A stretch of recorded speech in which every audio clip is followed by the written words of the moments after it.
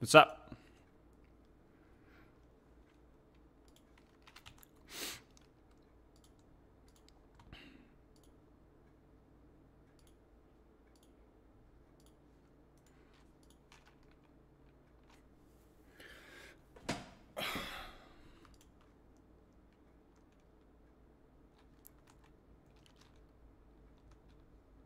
Bum, bum, bum. Oops, no. Stop. No, frick.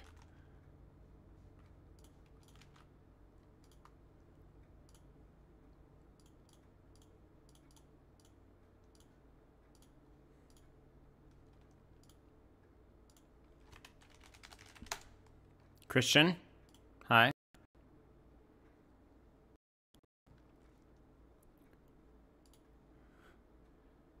Can we get back hippie spell off from a few weeks back? Maybe. Oh, I didn't even have the audio turned on. Hang on. Sarah Lee, thank you for the subscription. GKB, Skitter. Hello, Nerdy. Wolf Sword Girl? What? That shirt, bro? Yeah. What's up, Prime? Flacken? You hit a 5K in Kiriko? Well done. Testing on YouTube chat. Make sure it's picking up in multi-chat. Yes, we're good. Bro. I have quite the discussion planned here.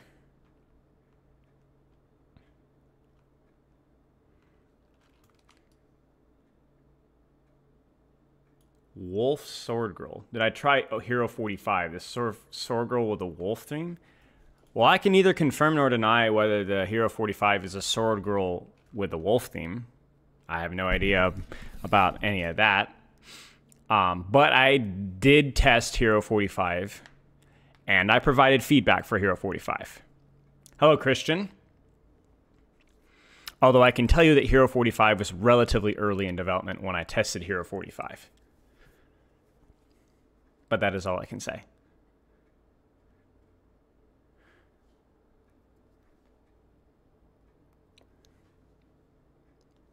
Oh, I need to ping my Discord.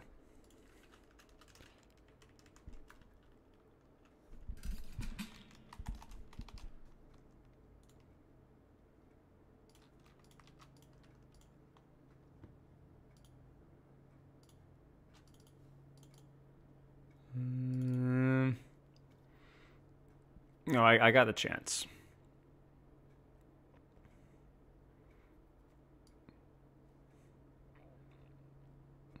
I did indeed have the chance.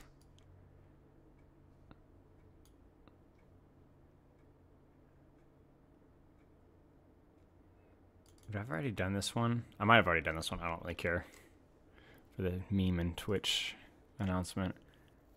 Hero 45 is basically confirmed through in-game hints to be a sword girl with a wolf name now. I've seen the hints, but I don't know if it's been clarified that that's the newest character or not.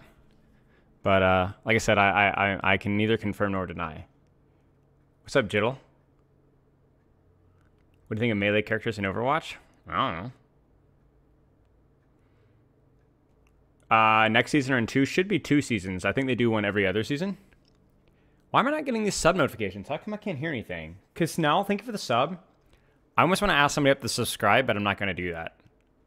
But if one of you guys were to subscribe or give like 100 bits, I think is the TDS, that would be interesting to test. I'm not saying you have to, but it would be interesting.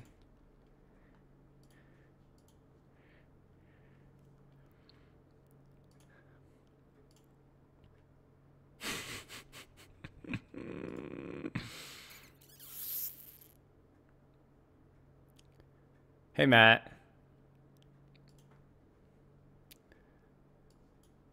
Yeah, I mean, my hands are tied.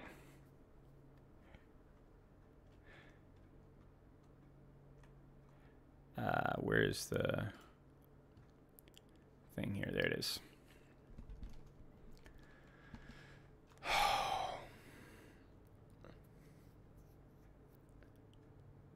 Boo Wash streamer begs for money? Of course.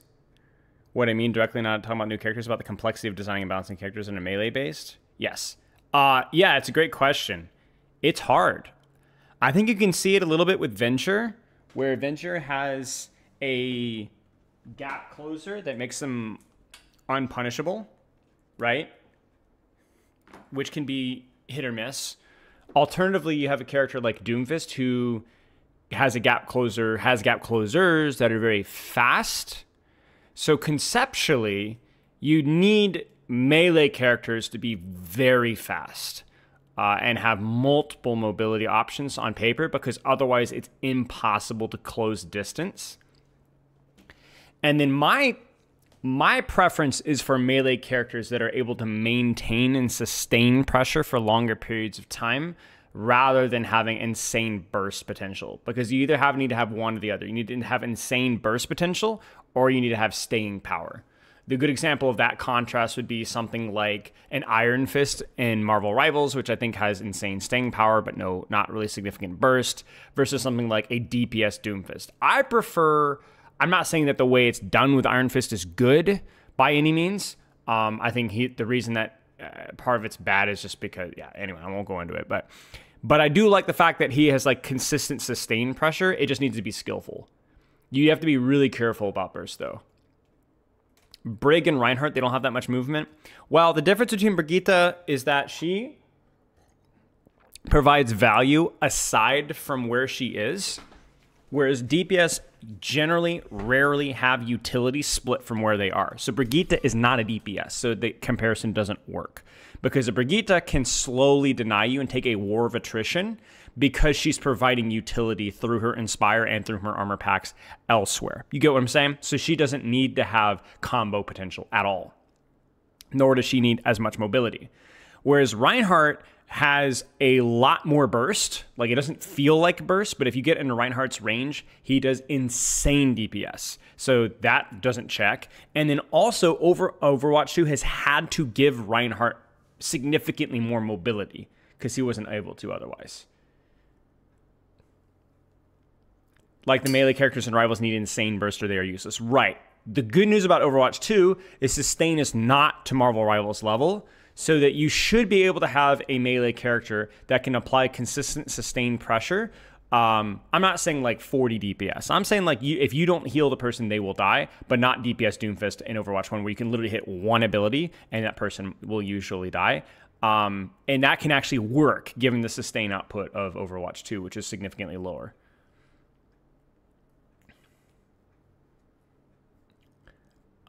If that makes sense. So you would need insane burst, which I don't like, or slightly more staying power. I think there could be a happy medium. Like, obviously you don't want a 450 HP DPS that does no damage, right? It would be like a 300 HP DPS that has some combo potential, but it's more of like a cyclical character, because I find that to be much more engaging and interesting. Yeah, I did actually run out of teas, yes. It's really hot, and all of my sleeveless shirts are dirty, and so yeah.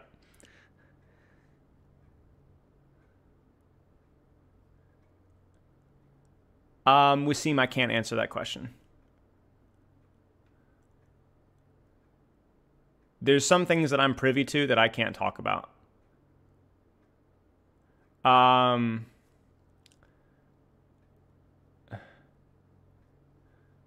of like Reaper. Well, Reaper has a lot less mobility, and so he's a lot easier to force out. And so he has more burst. In the future, as stuff comes out, I can share with you guys what I know, but until it's talked about publicly or released, then I can't. So knows who really shot JFK? I mean,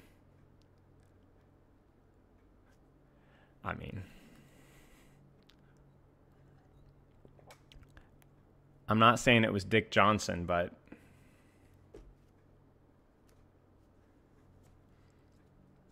can I take a spin on my chair? I mean, as in this, yeah, I mean, this is just the Brig shirt. Which season is a new hero season? It's usually every other season. I assume that's...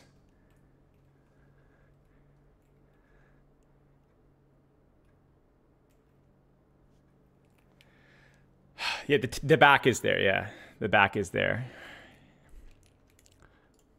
All right, you guys ready?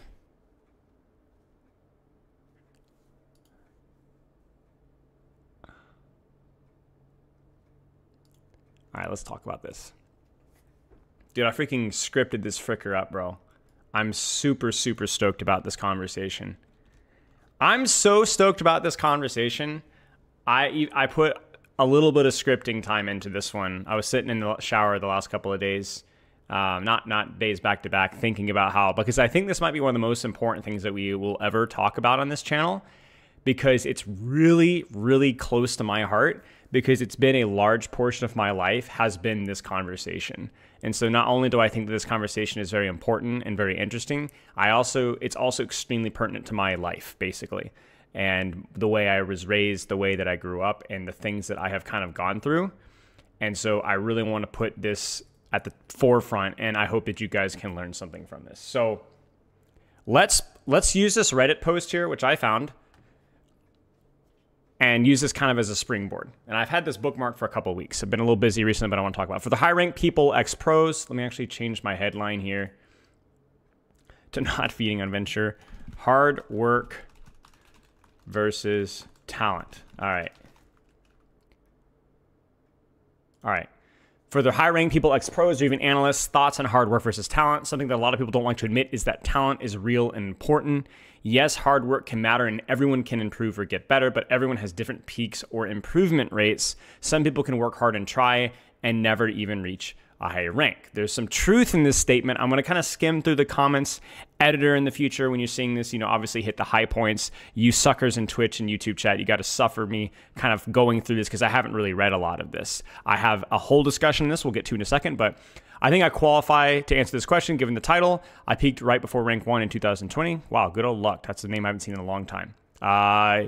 Contenders support player back in the old golden age of EU contenders. So I was up and coming talent, I think would be the most people referred to me. I joined Young and Beautiful around that time, but never got to play in contenders, probably because my motivation kind of died around that time. Then again, maybe it was luck. I definitely say I'm a bit biased against people saying talent is real because people tend to use it as an excuse of why they're not good, or rather an escape or a reason for not to try, which is true. I would say the conditions of becoming truly good at something, for example, Overwatch is largely circumstantial rather than some vague thing such as talent. If you actually want to get good, ignore the concepts of hard work, talent, or limits like only a percentage of people or whatever, and just play. If you don't enjoy the game, you cannot get good. If you do, chances are you might. It's about confidence, I guess. The point isn't to ignore reality sometimes, okay? I think the only thing that you can refer to as talent are the ability to ignore conventional mental blockers when it comes to improving, such as the concept of talent existing, elo hell, and that comment by Nick Fierce below. Emotional regulation and mindset are extremely important. Naturally elite competitive nature and mindset. I'd feel it's a form of absolute subconscious confidence. Now, I actually have not read this comment, and this is great because this is exactly the type of stuff that I'm talking about here. So this is actually remarkable timing. It's probably the main talent pro players have, but I don't think these are natural or born with these things. I think these are taught at young ages through circumstances. I suppose it's more semantics at this point since you don't know if you can learn these at later ages. We'll talk about that one. Either way, you're screwed if you don't have this, but I don't think it's going to stop anyone from being able to reach rank 1. It's just going to stop you from winning in real competitions because you won't be able to keep up with these monsters. I think most top players could at least somewhat agree that the main reason for their success is they just happen to enjoy Overwatch a lot. And they had a lot of free time with it, with the hidden reason being that they just happen to have a more competitive mindset from the start. You know how there's a saying that the best are a little bit crazy or a little bit delusional? That crazy is generally just the ability to ignore conventional limits, such as probability of going pro, and just think about improving the game an entirely different way. This is really, really good. I think at one point, yeah, so this is an interesting little thread here. I did see this comment, and I want to talk about it. In my opinion, there's definitely a genetic component to being one of the best players in the world, but can get insanely good, even top 0.1% on hard work and dedication alone. Nick says you cannot get champ on hard work and dedication, unfortunately. Yes, you can. Why not? Nick Fierce says the vast majority of people just don't have the intelligence or fine motor, control, perception, or persistence mindset to do that. The level of play at champ is incomparable, even above the 1% percentile. It's like saying anyone could be a senior engineer at a billion-dollar tech firm or a respected physicist. Yes, it's a video game, but that's like the level of mastery we're talking with champion players. It's not trivial like you're making it seem. The only thing you need is the mindset. The rest you can achieve by just learning from your own mistakes. That's just not true. Yes, it is. Yes, it is. The difference between top 500, bottom top 500 consistent champ players is larger than the difference between bronze and masters. This is kind of sort of true. Statistically, yes. No number of Spilo videos or Kovac scenarios will change that. Sure. We'll go on and we'll talk more about that. So let's talk about talent versus hard work, kind of building off of that foundation. And as always, you guys know the routine when I talk about these kind of concepts from an Overwatch perspective. I'm just sneakily talking about it from a general perspective. I'm not doing this because it's super important and I want everyone to get good at Overwatch. It's because I want you guys to use this in your own lives outside of Overwatch. And I'm going to start off with a couple of provocative statements, as I will. I think we downplay talent, but we also don't know what talent really means. I'm going to define those terms in a little bit. So we downplay talent. Some people downplay talent. We also downplay luck. We'll talk about what that means in a little bit as well. But then this is the most important thing. We don't know how to actually develop talent. Okay, important term there. And then we also don't even know how to apply or use hard work either. Okay, so I want you guys to buckle in. All right, buckle into me. Okay, because I'm going to tell you my life story. All right, as quickly as I possibly can, and the numerous little things that I did in my childhood. And I want you to listen carefully to the terminology that I'm using here, because one thing that I have had in my life is a very diverse application of stuff, okay? So, goodbye, Eridu. Okay, so I'm gonna first things first, we're gonna have some pictures to come along here. So, I was the firstborn, and I had very devoted parents. And I remember being taught how to read, as in, like, my dad sitting there and reading with me, a very fun thing, from the age of 3. And because I was an only child and because my parents are very doting, I was taught how to read and do basic mathematics from the age of 4. And then my grandfather, who was also a science teacher, was a huge influence on my life early on because he was just so charismatic and so much fun that I grew up doing math, reading, science, writing, despite the handwriting that you see here. I had a teacher, parent. Both of my grandparents were, my other grandfather, my mother's side, was an electrical engineer, very successful. He invented a lot of different communicational devices. He invented the lightning indicator that was used with weather systems for a long time. And he was also hugely influential in my life. So I grew up in a community where learning, reading, writing, mathematics science was instilled from day one. Like from day one. Not just, oh, you have to do it, but it was fun. It was fun. It was great. But there was something unusual about, I think, my father in comparison to some of my other, people in my family, where my dad, I grew up with stories of sports from my dad. But my dad didn't really play a whole lot of sports growing up as a kid. He played a little bit of baseball, but wasn't super athletic. He had a bit of an eye condition. And that was really on both sides of my parents. We didn't really grow up with sports, but my dad really loved sports. He had a taste. He played collegiate flag football. He'd been relatively successful from the little bit of baseball that he played. And so I grew up in a sports household. So we grew up with a learning household and we grew up in a sports household from day one. And one thing that was instilled to me immediately was basically, you are not talented. Not rudely, not meanly, not demeaningly necessarily, just you're not talented. You're short, you're small, you're not going to be very strong, you're not going to be very fast, but it's fun and you're going to work hard. You're going to work hard. Everything that you're going to do, you're going to apply yourself to. You're going to try. Like, my dad always judged me based off of the level of effort that I put in, not how well I play necessarily. And I'm not saying this to be toxic. Like, literally, he was supportive if I gave the full effort. I always tried as hard as I could in practice, always. And so what ended up happening is that I really valued hard work, and I just believed that I just wasn't ever going to be very particularly talented.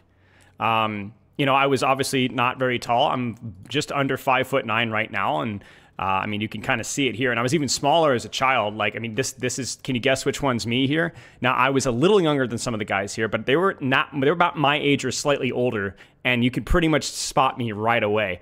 I was tiny, man. I was really, really small. And this is kind of where sports began, right here. I was, don't worry about talent. You're not talented. Just play hard, whatever. And so we played baseball, we played pickup football. I used to shoot hoops occasionally. And this is where I was lucky enough to grow up in a relatively large family. So I was the first. I had a sister that was 2 years older than me. I had a brother that was 3 years younger than me. I had a brother that was 5 years younger than me. And then right about this time, my siblings started to become more involved in sports. My sister started to play softball. We started to play pickup sports outside. I've always been very, very close to my siblings. And so sports was a lot of what we did for fun. 2v2s, usually with my dad or whatever. We had close neighborhood friends that we would play and hang out with who also love sports. And so I was lucky to have neighbors that were very involved with sports as well. And so basically sports and like learning, whatever, was like day one. Day one, every day. We were basically playing sports, running around, sprinting around, throwing the ball every day, like every day. And that was just the culture that I grew up with, was just chronic sports. And that kind of went from there. I continued to play baseball. I got a little bit burned out on baseball because I put a lot of pressure on myself. I put a lot of pressure on myself to perform, to play as best as I possibly could. And I got very good at baseball. I ended up playing up to the middle school level and then decided that I got burned out. I got stressed out. I wanted to try something different. I wanted to play football. I played my first season of flag football, was our starting quarterback, was the starting running back. Whenever we did that, we did very well. We had a terrible team that year, and we ended up finishing second place that season, which was ridiculous. Shout out to Jared, if you're still out there, buddy. This kid was crazy fast. But basically, there was something that I noticed at this point in time. This was the first, like, not this particular moment, but around this time, there was something that I noticed about myself physically. Obviously, the hard work for me was the number one priority. My dad always said, hard work, hard work, hard. But I actually started to notice something. I actually started to notice that I was on the surface level talented at sports.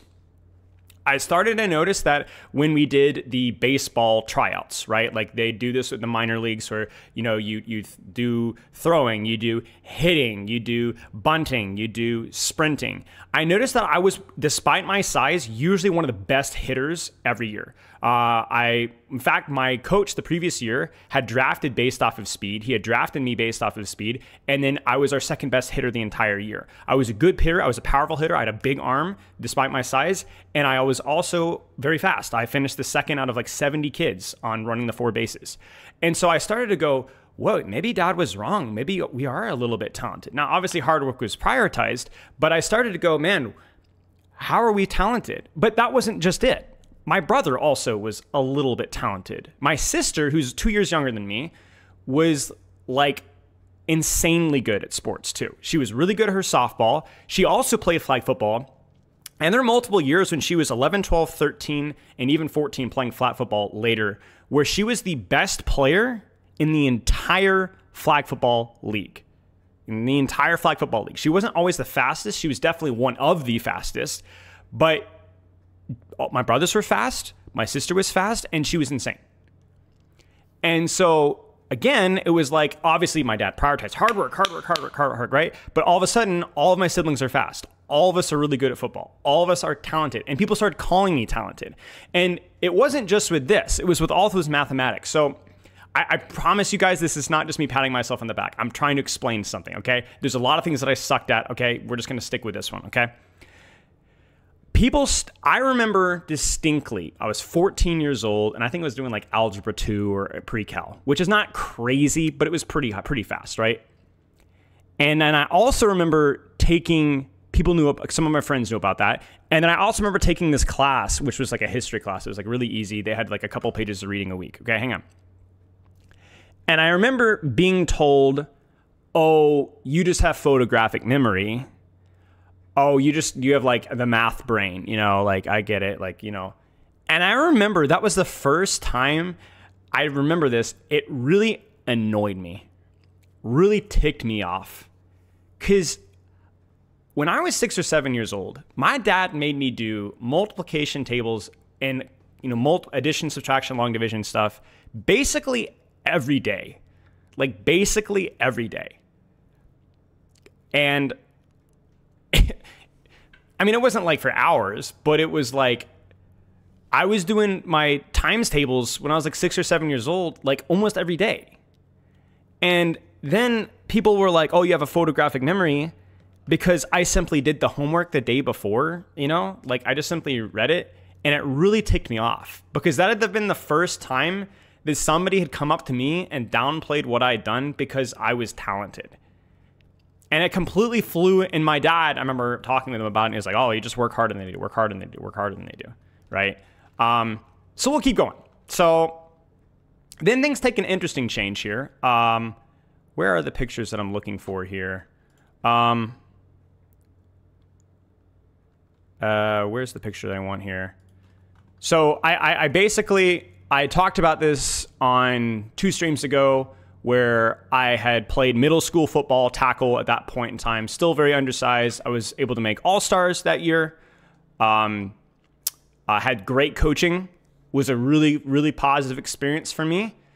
And then I took some time off from football at that point, and then had wanted to start in my sophomore year of high school, went to a football game with a couple of my friends, and was told, you know, I was like, I might play next year. And they like straight up laughed at me. It's like, dude, you're going to get killed. You're tiny. You're 125, 5'8" or 9. And I kind of got my feelings hurt, right? So I was like, fine, I'm just going to do P90X. Now I'm going to TLDR this because some of you guys may have already heard this, but I did P90X twice in a row with my 10-year-old brother who did it every day with me. Gained 10, 15 pounds of muscle over about 6-7 months and played tackle football for several years. I won MVP my first season. I had the opportunity to go into, it was D2 football, or it wasn't D1. I wasn't good enough for D1. I was too chronically injured, and I wasn't talented enough to be a D1 football player. But I had the opportunity to go collegiate with football and chose instead to finish up my college degree, which I'd started a little bit early, and get married because I really liked Pepper a lot, and we wanted to get married. So we got married instead of me going for football. Now, from there, I finished my finance degree. I had the opportunity to go work financially with Edward Jones.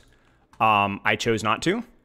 And instead, I went into the martial arts field. Now you're like, what? Where the frick did that come from? Luck. Pepper was really into teaching martial arts, which had also been kind of lucky randomly. And she trained at a really awesome school called Beyond the Belt Martial Arts, and run by the amazing Carl Jung. And it was a early intro to Brazilian Jiu-Jitsu and Muay Thai and boxing. And with my early propensity for teaching and coaching, which I'd kind of done my whole life, and sports, I jumped into Jiu-Jitsu. I jumped into Muay Thai with no previous experience and progressed through the ranks quickly. And I was leading my own school within a year. And then that ended up finishing up with me getting my black belt many years later. This was right around the this was right at the start of my Overwatch League career, right about here. Multitasking. I am a sensei, like by anyone's metric, right? I do have that. That's what that little logo has right there. That's my sensei-ship, and there's the black belt. A lot of work, a lot of time. And then the London Spitfire thing came out. But the London Spitfire thing was interesting. So let's talk about Overwatch really fast here. Because I was lucky enough to be working nights and late afternoons, which gave me opportunity to train Overwatch early in the day. So I was working only around 40 hours per week, 35, 40 hours per week with what I was doing, which allowed time for other things to apply myself to. And because Pepper and I didn't have kids, we were able to basically, pay the bills with her teaching in one school and me teaching in the other school. But something happened. Not only did Overwatch grow in my priorities, Beyond the Belt, my second flagship school, struggled. The teaching was good. I had great relationships with all the kids, but from a marketing perspective, I was not experienced enough at that. I was like 24, 25, 26 at the time. I just didn't know anything about marketing or building a school. If you came in the door, I kept you, but I didn't know how to get people in the door. And I had no idea. I had never had any life experience with that. And so much so that I didn't even know it was a weakness. And it's not really something that I thought about until years later. And so while Overwatch opportunities cropped up, Beyond the Belt started to dip down. And then the luck of COVID killed it. nail in the coffin, dead. And at that point in time, I was also starting to run into difficulties with my Overwatch career because my luck, my talent was with coaching and applying myself to whatever I did. But my talent failed because I showed up too late to the Overwatch scene and I had no experience in first-person shooters at all. In fact, I never really coached anything like that or played anything like it before. So where everybody was getting these $100,000 contracts coaching freaking Overwatch League with zero, not even doing a great job. I got my foot in the door way too late and I didn't have the opening knowledge to get my foot in the door. And so I had no connections, no knowledge, no information, only a burning desire to succeed. And so I played myself the Grandmaster. I coached a bunch of crappy teams as best I possibly could. And I fought and clawed for years until I reached the Overwatch League, only for budget cuts to slash the entire thing to where they were unable to house the team effectively. I would have had to leave my wife and live basically in a broom closet, which I didn't want to do. So I coached remotely. C9 gets more budget cuts. I've talked about this before. A bunch of players on the team take pay cuts, and then I get slashed because I'm the only remote coach. This was my second season. Late, no connections, knew nobody, didn't have any way of contacting, just out of sheer bloodlust did I get the position, and I'm gone. Now, I'm not going to sit here, but I was unlucky. I was late, I got screwed over, and that's how it goes. Then we had to make a decision. I had done some content stuff and stream coaching for some time prior to that with mixed success. I didn't really know how to be a content creator at all. The only experience I'd had prior to that was obviously coaching and being somewhat charismatic and then doing some edited MMO videos, but I had no idea how to make content at all. I was not lucky at all. I never received any big raids. I didn't have any connections within the content creator scene. And so I remember doing a stream. I wish I could remember who was in the stream chat. Some of you guys may have been there. After this, and I remember talking about what's the next plan. I didn't know what to do. We had saved up. Obviously, we'd bought a house, but I was at a point in time where it's I have a mortgage to pay. I need to be employed. And I was encouraged by Twitch chat to commit to what I'm doing the best that you possibly can. Try it for a few months, see what happens. And so I committed as hard as I could. And I didn't really know what I was doing. I just committed as hard as I could. I built a really tight-knit community. And I was lucky enough to have some friends within the community that were willing to offer feedback, whether it was through Patreon or, just even feed and spread. And I worked so hard, even building the content. I used to give free VOD reviews way back in the day, messaging people, didn't even ask them, just did the free VOD review. I worked and sweated for every subscriber that I ever had. I never blew up. I never had a video blow up. I never got a fat raid. I never went viral, never. I worked and sweated for every single thing. And now this is where I'm at. Okay. So, and you guys have seen it, right? If you've been around the community for a while, you still see, I like to think that I'm still improving little bit by little bit. Not just the subscriber and view count, but the quality of what I'm doing. I'd like to think I'm steadily getting better, but we've never really had, Virachi's been around for years. We've never really had the moment, right? It's just been sweat and grind the whole way, right? And the ability for me to improve, I've been very lucky because of who I've met and who I've known and the prior knowledge that I had. Part of my success as a content creator is because of my insight as an Overwatch League coach. And frankly, guys, early on in my pro coaching career, if it wasn't for the fact that I could work part-time and do that, I would not have succeeded. I knew a lot of other Overwatch League coaches or people that aspired to be Overwatch League, whether it was as a player or as a coach, that failed because they were not unable to work part-time. They had to pay their bills. They had to work full-time. And I didn't have to, at least for a couple of years. When I was working with Uprising Academy, which I was working not only a full-time job, guys, listen, with Uprising Academy, I was working 70 to 80, sometimes even 90 hours a week. Disaster. Time management, I'm not going to talk about that. I've learned a lot since then. It was beyond a full-time job. And I was making $1,000 a month. I was making nothing. I could not have done it if I had not been fortunate. Because Pepper at that time had her own school that she was able to pay for her own bills. I just had to pay for my food, and that was fine. I was remarkably lucky to be able to have that situation. You get what I'm saying? And so luck crops up again. And then, opportunity from there. I won't bore you guys with it, but I've had since then the opportunity to kind of go back into some of the things that I've loved. I'll share a couple of pictures from some of the flag football stuff. This is us at Dallas Cowboy Stadium. This is the team that I played with. I'm going to talk more about this stuff later. We've won a few rings. Let me show you guys a couple of other championship stuff here. Another championship here. This is just bragging rights. At this point, I'm just straight up bragging. I'm not gonna sugarcoat you guys. I'm just bragging. I mean, we've just won so many championships here. But okay, we'll do one more here. Just because I'm proud of this one too. I've got, and then I closed the last picture. The last picture is the most important one. Where is it? Because this is where I'm at now.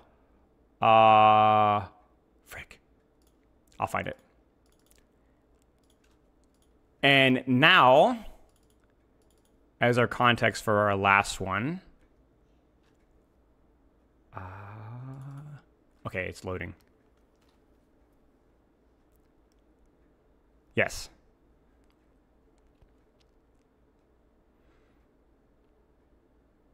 It's taking forever to load. Sorry, guys.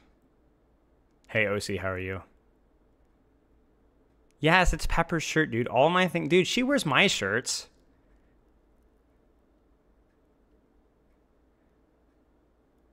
Picture Baldlow? No.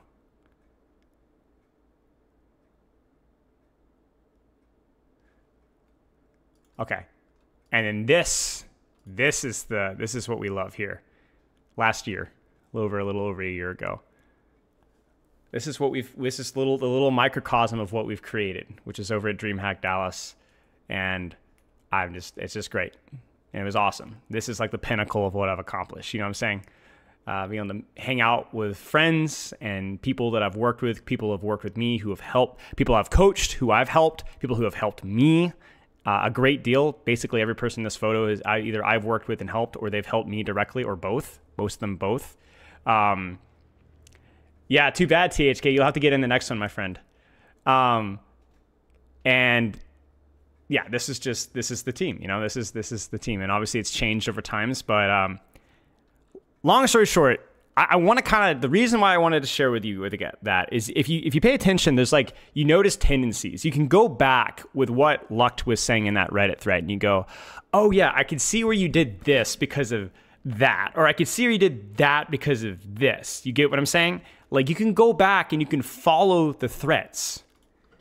And I would look at my talent. You guys want to know what my talent was? My talent were my parents. My talent was my sibling and my siblings. My talent was my propensity to enjoy sports at a young age. My talent was marrying an extremely talented wife who gave me opportunities into something that I loved, and then gave me the opportunity to do what I'm pursuing, what I'm doing now. And her talent, vice versa. And my talent and my was many of you guys in chat who, through coincidence or just work or whatever, I was able to meet, get to know, and who have supported me and been friends of mine since then. You get what I'm saying? So the problem is, as I pull up my notes here, is it's really hard to know what opportunities did I create through sheer hard work versus talent. So let me talk through it, okay? So here, hard work versus talent. Here's how you succeed in anything. Listen really carefully, okay? Opportunity. Number one thing is opportunity. I've read a lot of many stories from many successful people in a lot of different things: sports, non-sports, business, whatever. And one thing that's consistent throughout all of it, and it makes sense, it's super logical if you think about it, is that opportunity is the most important thing for great levels of success.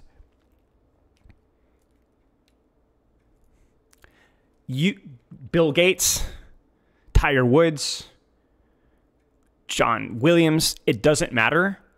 The opportunity of being able to learn, apply, do things like me being able to learn martial arts within a great school, or my ability to coach Overwatch because it was financially feasible for me to have a part-time job for about a year and a half, or the opportunity to be able to play sports every day with my siblings, not just driving, but almost every day being able to play sports, developing my speed through that. That is opportunity. That is talent right there. That is talent. Taking advantage of what's available, creating opportunity, convenience, this type of thing. And I want to talk about how to do this here, okay? Everybody in the 0.01% had opportunity. They're very, very, very, very rare to find somebody that is incredibly good at something that did not get an opportunity, that had to kind of create their own opportunity. Second one, mental versus physical propensity. That means your mental skill set versus your physical skill set. Your brain and your body change depending on what you treat them with, on what you do. We'll call it plasticity, just for a catch-all phrase, okay? When you train mathematics from a very young age, you develop your brain to be better at problem solving. Doesn't mean that you are more able to solve other things necessarily, but within that niche, you are trained to do those things. When you train physically, you become stronger, you become faster. Like I said, all of my siblings are fast. And this is really funny. I'm gonna throw some of my siblings under the bus here because I can literally see talent in my family because the big four, which were me and my sister and my two brothers, are all faster than the younger three siblings who, through just the luck of the draw, because there was a gap, because they just didn't play as many sports. And you can literally see the talent gap when it comes to hand-eye coordination, speed, jump height, even strength. There's a literal line from the big four to the bottom three. There's a significant gap between the two. And the funny thing is the only time that gap has ever shifted was when my brother or my sister accidentally, opportunistically developed an interest in a sport or a different physical thing and then train themselves into a better position. It's really funny to watch. But physical or mental propensity, either through prior experience or genetic luck of the draw, right? Some people are just born with a body or a brain that is better propensity for those specific things. With physical things like height, tendon length for speed, there's objective measures. Those things can change, not height specifically, but you can control those measures. You could still be a very successful sprinter, even if you're a certain height. But there's a reason like Usain Bolt, because of his height, was able to achieve what he was able to do within the sprinting community. LeBron James wouldn't be LeBron James if he was 5'5". You know what I'm saying? That's just how it is. However, those things can change to an extent. Obviously, things like height, whatever, there are some tendencies, but those things are plastic. They can mold. It's not black and white here. And this is the last one. And this is the most important thing that I'm going to say today. And I love that Luck brought this up here as well, because it's literally word for word similar to what I was saying. Confidence. Environmental confidence. I wish I could remember who sent it to me, and I wish I had the photo. But somebody about a year ago sent me a screenshot of a book they were reading and said it reminded me of them. And it discussed how a lot of non-math students that were struggling with math, which I'm going to share a couple examples of this in a little bit because I also taught math for a while. And they told how they all felt like they were incapable of learning math. And what they noticed is that there was a correlation between like the type of mathematic problems that you would do and, like, let's say learning a new language. I'm going to phrase it wrong, and I wish someone could remind me of the book, but it talked about the Chinese language and learning the Chinese language versus memorizing math facts and being able to process. Anyway, long story short, what they had done is they pointed out that a lot of the children that had suffered with math had done so as a self-fulfilling prophecy, that they felt that they were just bad at math. And as soon as they got out of that mind state and learned something adjacent to math, all of a sudden they weren't struggling with, even though they're the exact same type of problems. It became a self-fulfilling prophecy. I'm bad at math. I can't do this. I've seen this with reading as well. I can't do it. I'm incapable of doing it. So therefore, and as soon as you got them, put blinders on and said, oh, look, let's just do this, and they didn't have to think about it, all of a sudden they're good at it. It's not that you can't, there aren't some kids that are going to have prior life skills up to that, but a lot of it becomes a self-fulfilling prophecy. And a side note here, I think math, the way math is taught is often done very poorly. Good example of this is I worked with a lot of kids who were really bad at math. Obviously, if you're getting math tutoring, you're usually pretty bad at math. And one of my students who was a 14, 15-year-old kid who was at a second grade level in math. Second grade level at math. And his parents were convinced that there was something wrong with him. And that might have been the case. I'm not saying that that doesn't exist. So what I did, and I was relatively young at the time, I was about 19, is I treated it as if there was nothing wrong with him. I simply looked at the situation objectively. How much is he practicing? How is he practicing? Is it fun? Is it frustrating? Is it confusing? Is the teaching good? Is the teaching bad? And all we did was we started from the bottom. We kept it fun. We kept it simple. And are we training consistently? And within 1 year, he was in pre-algebra. 1 year. 1 year he was in pre-algebra. So he was basically up to speed. And he continued to do well from that point on to where he had like he finished high school with doing fairly well at like Algebra 1, which is fine. You don't necessarily need to go for more than that. And you know what the problem was, guys? Nothing was the problem. Nothing was the problem. You know what the problem was? Okay, there was definitely a problem. His teachers weren't good. He didn't get individual attention, which was big. And he just didn't practice. He just didn't think he was capable of it. And I just looked at it as like he just wasn't doing math. What other thing that's very common as well is that like this happens all the time is that kids will like pass or fail, but they don't really understand the fundamentals, but they just keep leveling up, and you build up building this house of cards, and you just need to sweep it all out of the way and start from scratch. What is addition? What is multiplication? Let's, frick algebra, guys. Like, let's not complicate this. Let's just go back to the basics. My dad was really good at this, and that's part of the reason why I was relatively good at teaching math is because I learned from him. And he just didn't do math, and it was overcomplicated, and it was boring, and it was frustrating, and he did it for too long, and it was like this mental stress, and we just cut to the crap. There wasn't anything complicated wrong with them, just the basics that were off. And that was all it took. I had another student, separate, in martial arts. So she was about 11 or 12 years old. She's a little bit overweight, very unathletic. And she had not really done sports growing up as a kid. Not through, she couldn't do it, but she just didn't care to do it. And she showed up, and her mom was very garrulous and talking about, she really was want to do this. And I was like, okay, we'll do it. And she was pretty bad. She wasn't flexible. She had a poor sense of balance. She was strong, but she just wasn't good at martial arts at all. And we didn't care. And she didn't care. Classes were fun. We practiced. We trained. We had a good time.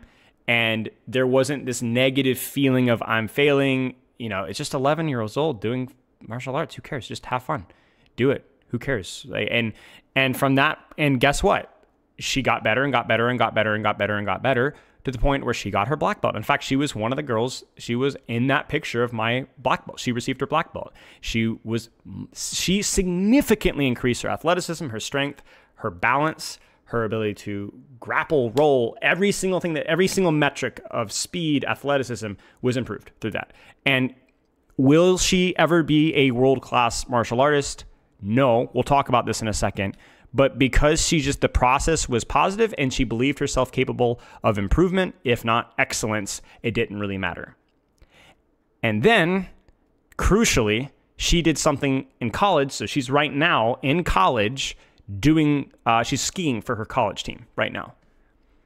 An adjacent physical activity, which almost certainly never would have happened if she'd never done martial arts. Just because, hey, I can do it. I've done it before. I'll learn it. And she's doing very well.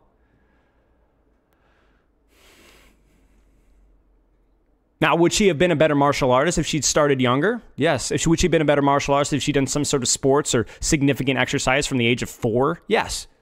But she made it. She succeeded to her level. The problem with this, and I think this is maybe the key thing, is that we have such a mindset of all or nothing pursuit. You're either a savant or you're a failure.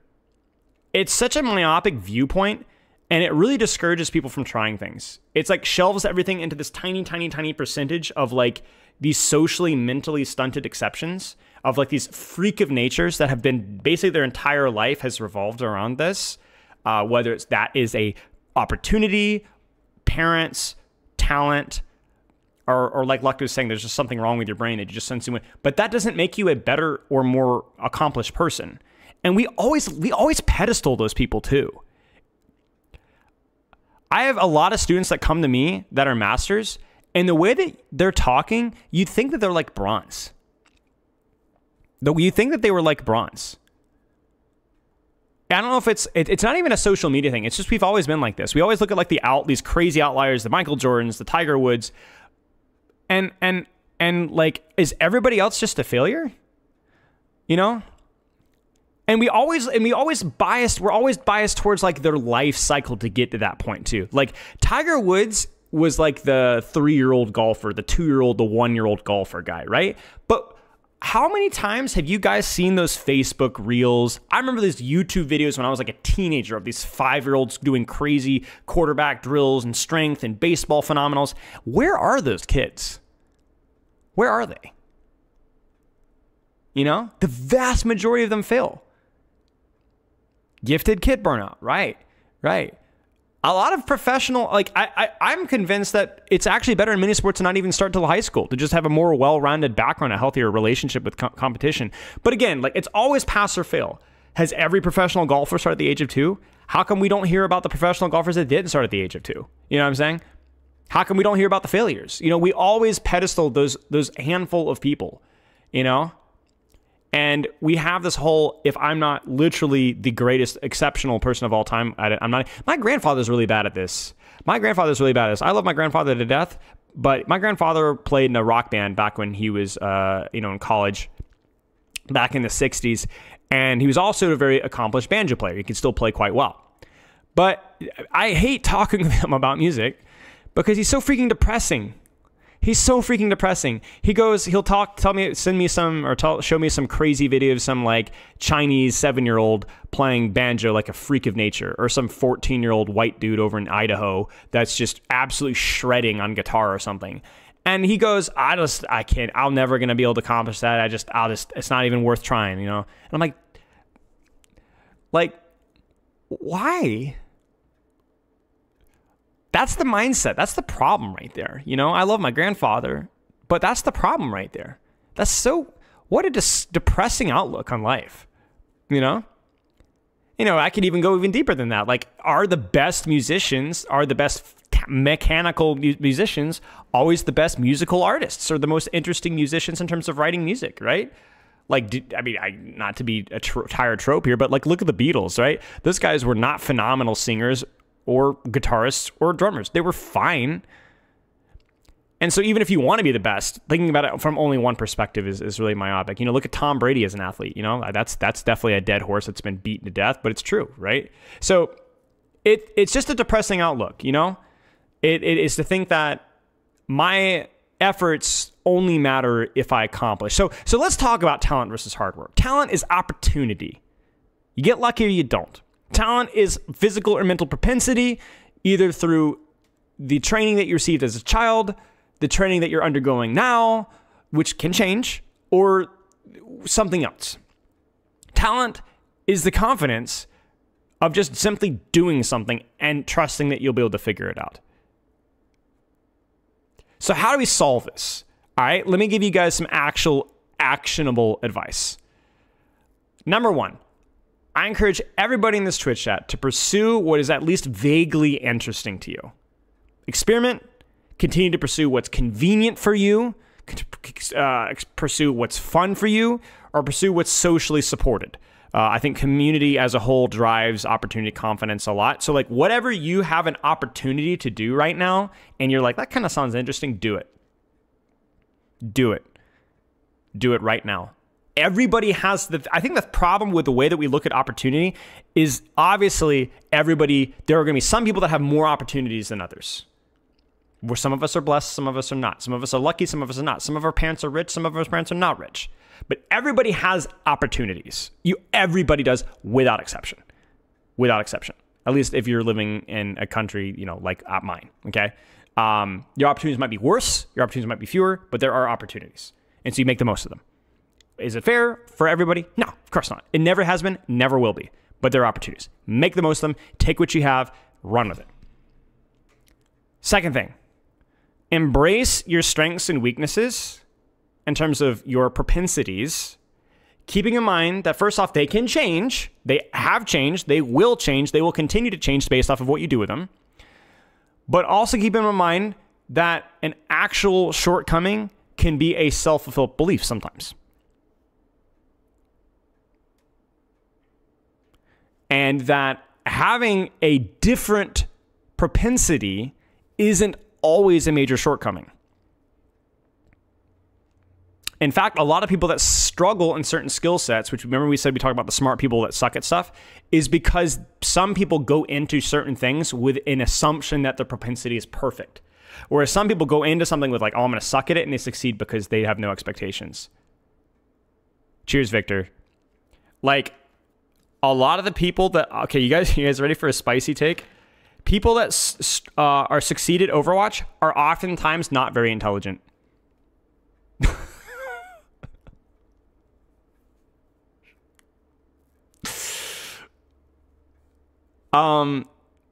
You can't be dumb and be like mathematically,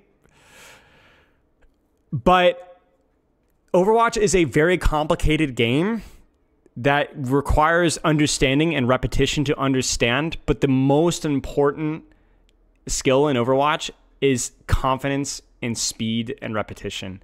It is not a symptom of your ability to lateral think your way out of a problem. You just need to grind the game. And you look at a lot of these Overwatch top talents, and if you were to throw them into chess, or I mean, you could do it because absolutely, I'm not saying you can't. I'm just saying that I'm not exactly blown away by the IQ of the average high level player. You just play. It's just speed of action. You know? So again, if you're a very smart player, you're going to have some strengths and you're going to have some weaknesses. If you're a very dumb player, you're going to have some strengths, you're going to have some weaknesses. The question is do you enjoy that repetition? Which is what Luck was saying. You know? I want to go back really fast because I almost forgot about opportunity. One other thing about opportunity as well is that you can create, don't just take advantage of the opportunities that you have, create opportunities. Create opportunities. As in, make it more convenient for yourself to do the action that you would like to. You guys ever hear? This is going to be a little bit of a segue, but bear with me. You guys ever heard of the feedback with flossing? How many of you guys just never floss? I don't never floss. You should floss, but I don't floss as much as I should. I floss like once or twice a week. It's not good. Let's be honest, okay? Let's be honest. I brush my teeth all the time. I'm obsessive about it, but and I remember the feedback. Shut up. Is that what's the tip they say for the flossing? Have you guys ever heard this one? Am I the only one? It's the one tooth strategy. You guys ever heard that one? Just floss one tooth. Simple, right? Just floss one tooth. Make yourself floss one tooth, and then there you go, right? I hate that advice. I think it's stupid. I hear that all the time. It's like, if you just floss one tooth, then you force yourself, and here's why, okay? Because let's be honest, what is we all know what the purpose of that advice is. It's all right, yeah, you're going to get the flosser in my hand, and you're going to make me floss the rest of my teeth. Well, guess what, jackass? I'm not falling for it. Watch out, kitty. I'm not falling for it, right? You're not fooling yourself. You're not that stupid. Here's what opportunity really is. It's making it as convenient as you possibly can to do the action that you want. So you know what I found works a lot better than that dumb advice? Yeah, just go to the gym for 5 minutes advice. Exactly, Farashi. Terrible advice, right? Here's what's better than that. Put your flosser in the shower. Put your flosser in the shower. You know why? Because I actually don't mind flossing in the shower. I'm in there anyway. It's right there. I floss every single tooth when it's in the shower. And you know what's better than going to the gym for 5 minutes? Bringing the gym home. Finding a gym that's on the way. Finding a time that's convenient for you. It's not that quantity doesn't matter. Like if you cut the ball. But like, let's put it this way. You know what? You want to make opportunities convenient to you. You know what I'm saying? More so than anything else. Like, there are some things that are a little bit of quantity is fine, right? Flossing one tooth is not going to make your mouth healthier. It's just not enough. But you know what might be? Walking 10, 15 minutes a day. That's absolutely worth doing. That's not flossing one tooth. That's just a good change for your life, period. You know what I'm saying? But the problem has to be that it has to be convenient. It has to be incredibly convenient.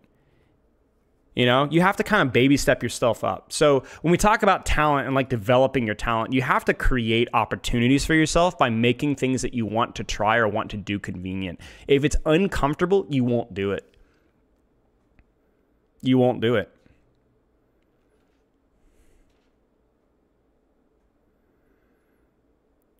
So we'll keep going. Develop momentum through small victories. Accept failure and successes as they come. Remember the all or nothing psychological trap. Not everything is designed to be, you are designed to be exceptional at. You're designed to take a little bit at a time, right? A little bit at a time. You're going to fail, you're going to fall. Take a little bit of time, accept the small victories, accept the failures, and remember that it's not black and white as you're a success or you're a failure. I did not play football in college. I did not play D2 football. That's a failure for the goals that I had and the potential opportunities that I have because I went for a different opportunity. I did not continue to grow my martial arts school to a giga chain. That was part of the initial plan. I had different opportunities. Carl Jung also had different opportunities, and that's just how life goes. I did not continue to coach in Overwatch League. I didn't get in Overwatch League sooner, and I've not pursued Overwatch League after Overwatch League. People ask me, why don't you go into OWCS? Why don't you coach pro? I had offers. I had offers from some of the teams that are still working there today. I didn't want to. I chose other opportunities. Why am I not 100,000 subscribers yet? Why am I not making 6 figures? Luck, talent, choices. I found success with where I'm at. I'm happy with where I'm at, you know? Final bit of feedback. And this one is like more actionable stuff here. Really, really, really participate in community. Smiley's not ability because choose not to be. I just don't have the propensity for it, man. Like, I'm just not good at that stuff, you know? But yeah. Participate in communities that make the hard moments easier. Excellence is obviously its own reward. You know, doing the thing is fun, should be fun. But excellence, like high-level excellence, is almost universally built from a support cast. Like, I don't know people that are like amazing at what they do without a supporting cast, almost without exception. If you guys have heard me moan and groan about my professional Overwatch career, the reason why it was by far the most difficult and unsatisfying and frustrating and depressing and psychologically damaging thing, to be dramatic, that I've ever done out of all the life pursuits that I've had is because I did not have a support cast. I'm not saying that Pepper wasn't supportive. Pepper was amazing, but I had nobody within the professional Overwatch community that helped me. I didn't make a lot of friends. I didn't have a lot in common. I grew close to a lot of players, but none of them were peers. The coaching community was very closed off. I didn't know anybody in Overwatch League. I've talked pretty candidly about my struggles with the London Spitfire and how I just never really connected with many of the coaching staff there. I never really got close to Chris that much. I never felt like I got particularly close to Xavier. I grew close with Hottie and so on, but like part of it was my responsibility in terms of being more of a remote coach, basically my entire career. But I just never really had the supporting cast. I just never really had the friends and the community that would help me to get through it. And I really grinded up, not let I think of the sub. I really grinded by myself alone for years. And it sucked. It was miserable every step of the way. I look at like my Overwatch League career compared to my martial arts career in terms of the supporting cast. And my martial arts career was amazingly successful early on in terms of my coaching and teaching because the support community was so incredibly strong. Carl was great. Pepper was great. Students were great. Other coaches were great. And even my content private coaching stuff the last few years, I've not had an amazing support cast. You guys have been amazing. But whether it was with Poop Kip or Ryan or my editors, the Patreon community, it's kind of fluctuated based off of that community. When things have been really strong, things have been really good. You know, I couldn't succeed without help, basically. You know what I'm saying? Even like the flag football thing, I've talked about why I took a step back from competitive flag football. It's because the teams were toxic. It was just really unprofessional and really toxic and really degenerate, to be honest with you guys. You know, a lot of drugs, a lot of alcohol, a lot of other things, which I just did not. So I just never really had that strong relationship with many of my teammates. Just the whole flag football community, honestly, is like really degenerate. It's like a lot of ex-NFL, ex-college athletes, has-beens. And I love the sport. I hated the community. You know, there's always going to be hard moments in basically everything that you do that you love. Like there isn't going to be a thing that you love that's always going to be fun, like literally without exception, right? If you're aiming for excellence.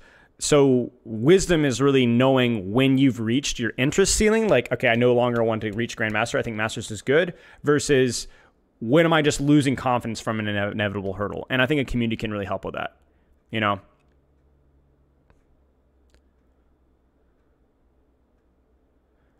Al seems like such a toxic environment. It was a toxic environment, but it was not because of toxic people, is what I would say. The environment, toxic. People, no, not so much. Certainly not with Spitfire.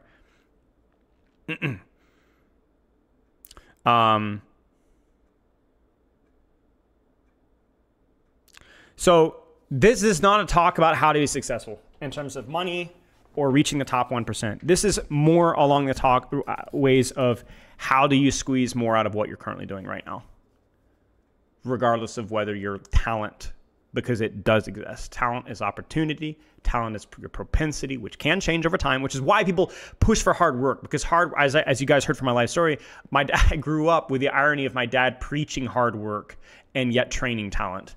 You know, that's basically was my life story of like being fortunate enough, talented enough, lucky enough to have supporting and parents that pushed me, you know, and we haven't always had those opportunities. You know what I'm saying? And then finally, talent is just the confidence, right? And confidence is a trained skill, but confidence can also just be the environment that you were at. That previous young lady, which I spoke about earlier, who started off in martial arts without any experience, she was not confident in her ability to perform martial arts, but she developed confidence because she was in an environment where she didn't need to be confident. She just had fun and just trained.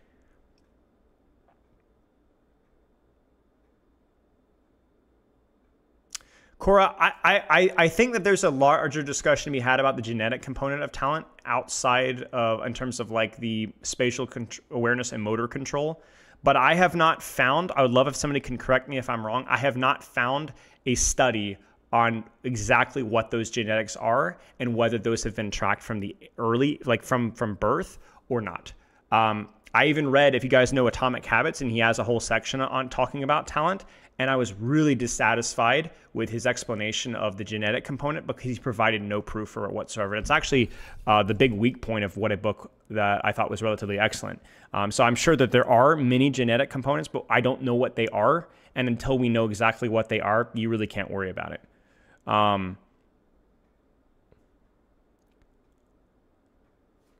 I would even argue that if we do find a trend of a genetic component being found, then when was that genetic component found? Where? At what age?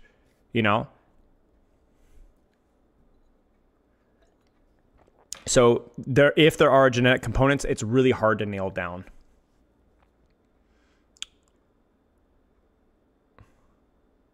Is researching kids even ethical? I don't really know. Michael Phelps is one of the few notable examples, some of the logic and clear genetical predisposition. Right, exactly. The size of his arms or whatever. Or I remember the way his body proportions were. And that's a great example of what I'm talking about, where we're comparing the literal, maybe the greatest swimmer of all time versus the people that are slightly below him. Like, if you want to be Michael Phelps or Usain Bolt, unless you have the genetic predisposition, you're screwed. But why are we aiming for Michael Phelps? The literal greatest of all time. Like, this isn't even the best. You have never seen a streamer let me put it this way. How many millions of people have you walked around with and seen over your life? You've seen millions of people. Airports, grocery stores. You have never seen a person that is as good of a swimmer as Michael Phelps. You've never seen anybody. Not at the airport, not at the football stadium, not at the grocery store, not driving by in a car on the interstate. You have seen millions of people, and you have never seen somebody as good as Michael Phelps. You get what I'm saying?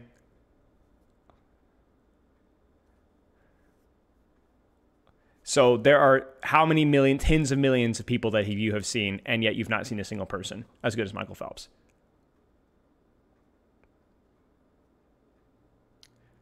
Marfan syndrome. Who else has Marfan syndrome? I think the lead singer for Of Mice and Men has Marfan syndrome, or did.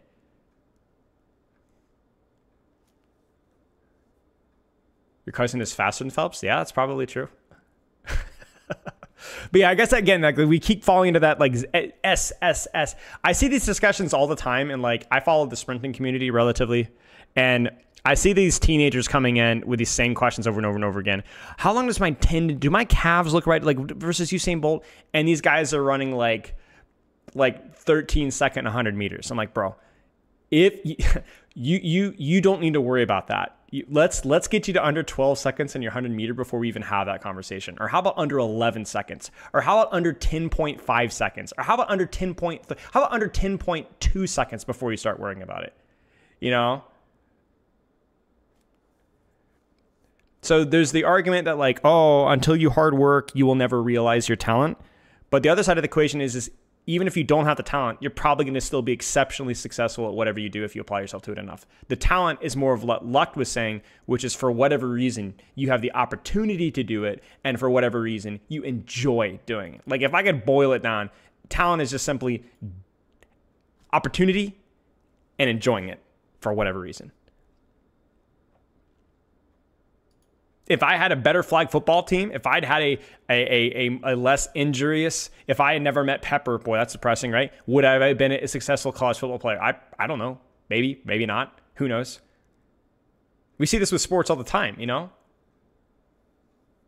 Who knows? Would I even be, if I didn't coach mixed martial arts, would I be in the position as a content creator today? Probably not. Probably not. I probably wouldn't be, I wouldn't know anything about it. You know? Well, the problem with that maybe Queen Bean, because you look at to be successful in Overwatch takes oftentimes a lot more time than a lot of other skills do. Like if you're grinding to champion in Overwatch, you're spending as much time to be exceptional in your skill as most professional musicians are. You get what I'm saying? I don't think people are ready to recognize that. It's a silly video game, right? But if you're champion in Overwatch, if you're a professional Overwatch player, you are at the same level at your skill as professional concert musicians.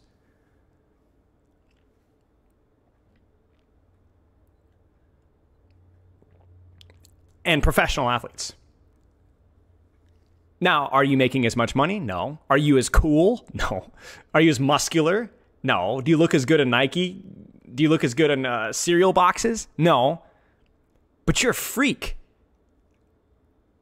You're a freak.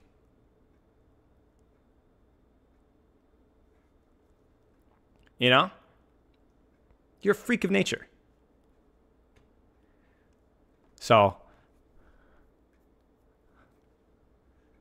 it's just not as sexy. That's why, you know? So when people talk about video games, like, are there as many obvious things like we talked about Michael Phelps, right? We talked about Usain Bolt. Are there as many of those obvious things for physical propensity? No, there might be more mental propensities that we can't quite measure. We don't quite know what they are genetically right now for sure. But certainly the opportunity and the enjoyment is really rare because it is a ridiculous amount of work to reach to that level.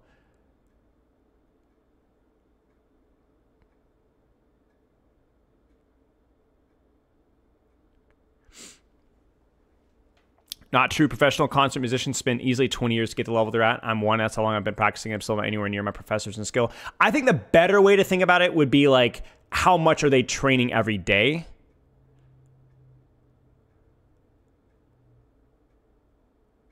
But that's a good point. It depends. That's a good point.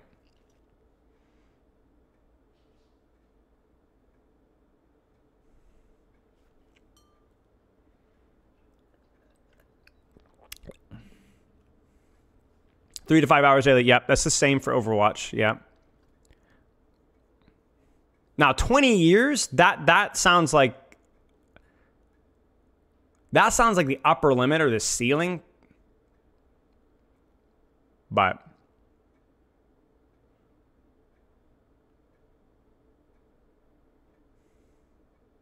if you're talking about like starting from scratch into being the GOAT at Overwatch, you're probably thinking about like 4 or 5 years.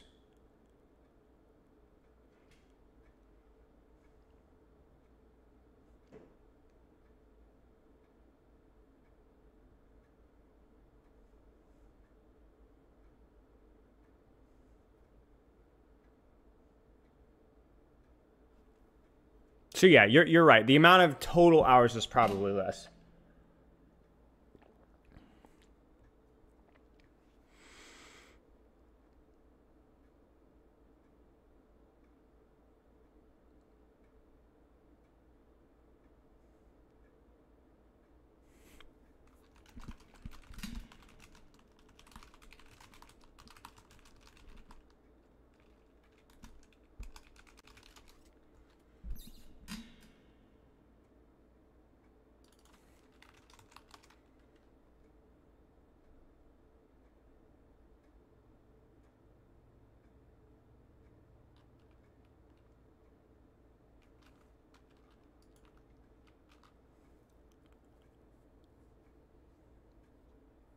I have a friend that picked up Overwatch again when Overwatch 2 came out. Is now competing in the Masters Division. They've made winners finals. Sure, but I think that's, again, we're talking about ceiling. The gap between your friend, no offense, and the top of OWCS is monumental. Like, monumental.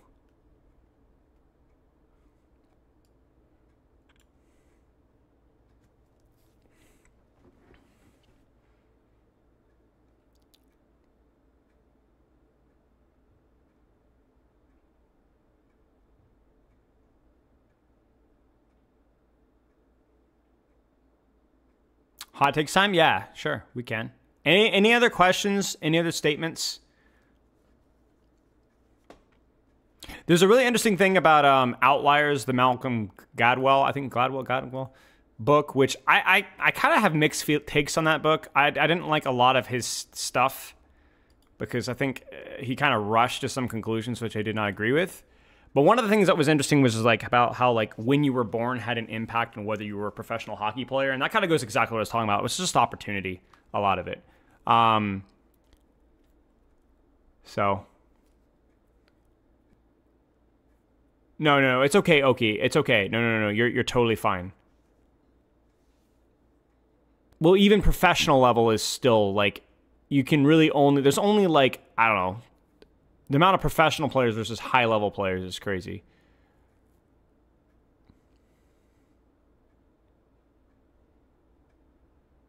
Fuzzpie, look for a book recommendation Spilo on YouTube. Book recommendations or book list, book tier list on YouTube. That's a good starting point. I would add since then Deep Work and probably Atomic Habits to that list as being recommended.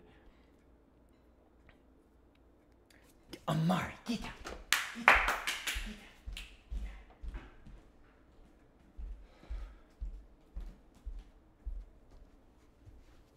I have not read the Talent Code. And what is Grit? Grit sounds vaguely familiar. Grit book. I have not read.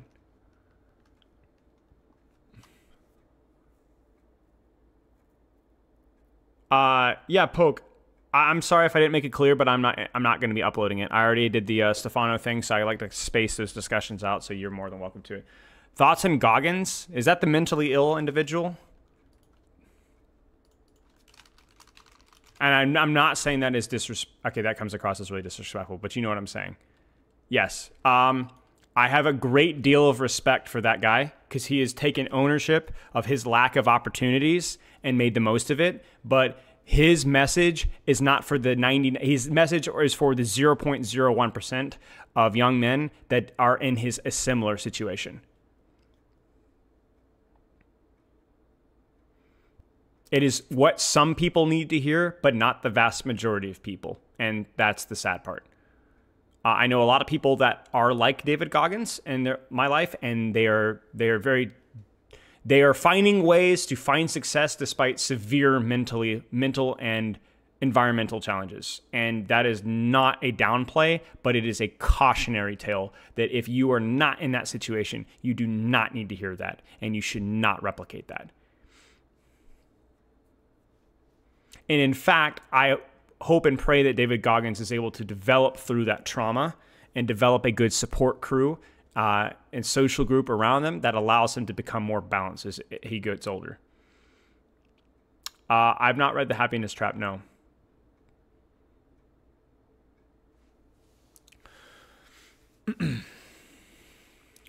Hot takes. We're going to do hot takes.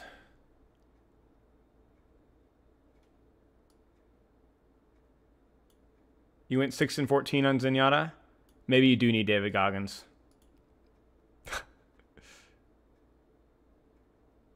Have I read this message?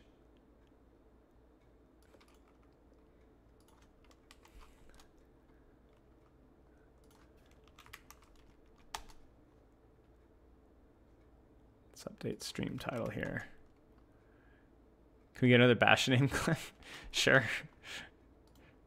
I got you, bro. Do you guys want to know what my worst stat line ever was? I still remember the game. I was fiddling around in ranked on my alt and like high plat, low diamond. This was like 3 years ago. I hadn't played Overwatch in ages, and I was like, let's play Hanzo. It was Colosseo on Hanzo at like diamond 4, diamond 3. And I was really struggling with Hanzo. Like, I just wasn't feeling it. Not feeling it. Exactly around square, which is why, okay, I'm going to pause this anecdote. Dude, you have to understand the message in context, and advice should be given either safely, like general good advice is good, or it needs to be dedicated to the person from a trusted source. Advice from somebody in a similar situation as you or somebody that is trusted is so much more valuable than reading a motivational book. Unless that motivational book has general good actionable advice, which a lot of the books that I haven't read have. But you got to be super careful. Because not everybody is training for the same thing. Great example of this, by the way. Great example of this. One of the worst books I've ever read.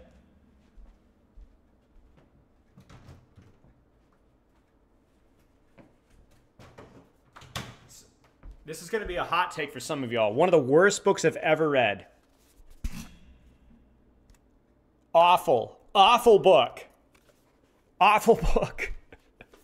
Awful book.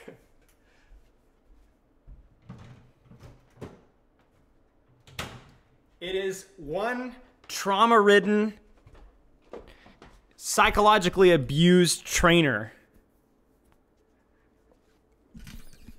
working with Michael Jordan, another psychologically abused, trauma-laden person. And if you are not in that position, it is a horrible book. And there are several people in my social group I know that read that book and treat it like gospel, and they are failing so hard because of it. Like, not just as human beings, which that goes without saying, but they're not doing well in their sport either. I'm going to call it the ice bath generation, bro. I'm seriously going to call it the ice bath generation. You know if you know. You know if you know. You know if you know.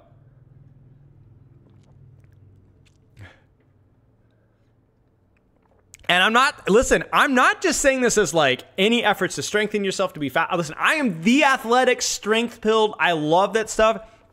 It's not good. It's not good. If you want to be an elite athlete, do not read that book. Okay? Do not read that book if you want to be an elite athlete. Do not read that book. I had coaches in high school that were very well-meaning and had that similar mindset and brought that to practice. And I was chronically injured because of those coaches. Do not do it. Anyway.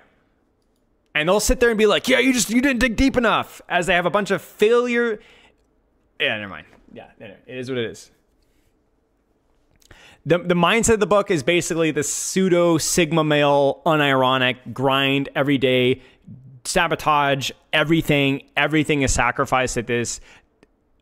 Everything is grit, and there's no nuance, no reflection, no pursuit of a healthy community, not taking good care of your body, stuff like that. Yeah. And it's reflected in how these people train as well. Not just their mindset, but how they physically act. I told you, the ice bathers, right? The ice bathers. Now, if you're doing ice bath for your mental health, you're more than welcome to. But people like that pursue pain, not performance. They pursue pain, not performance. And it shows.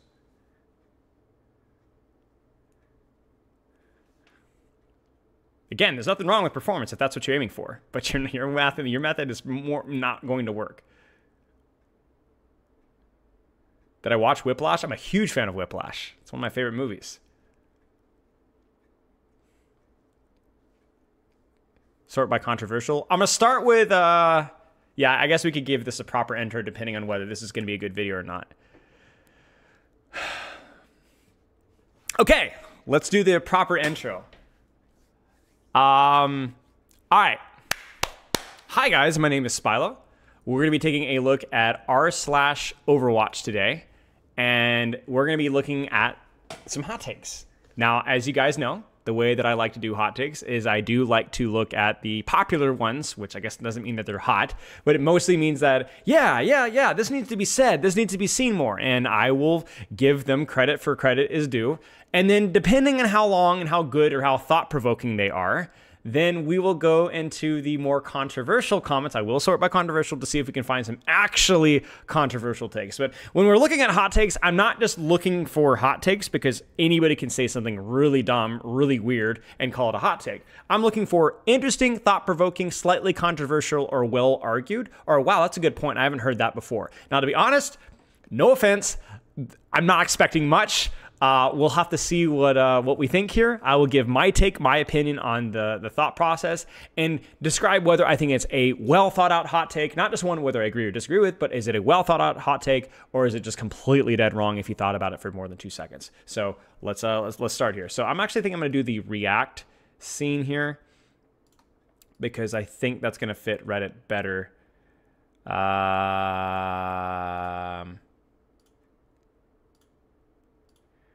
Will this work?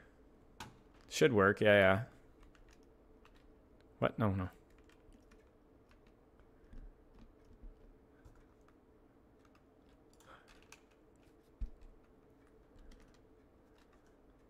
Okay, good? All right, an opinion that have you like this. Yes, you are all wrong.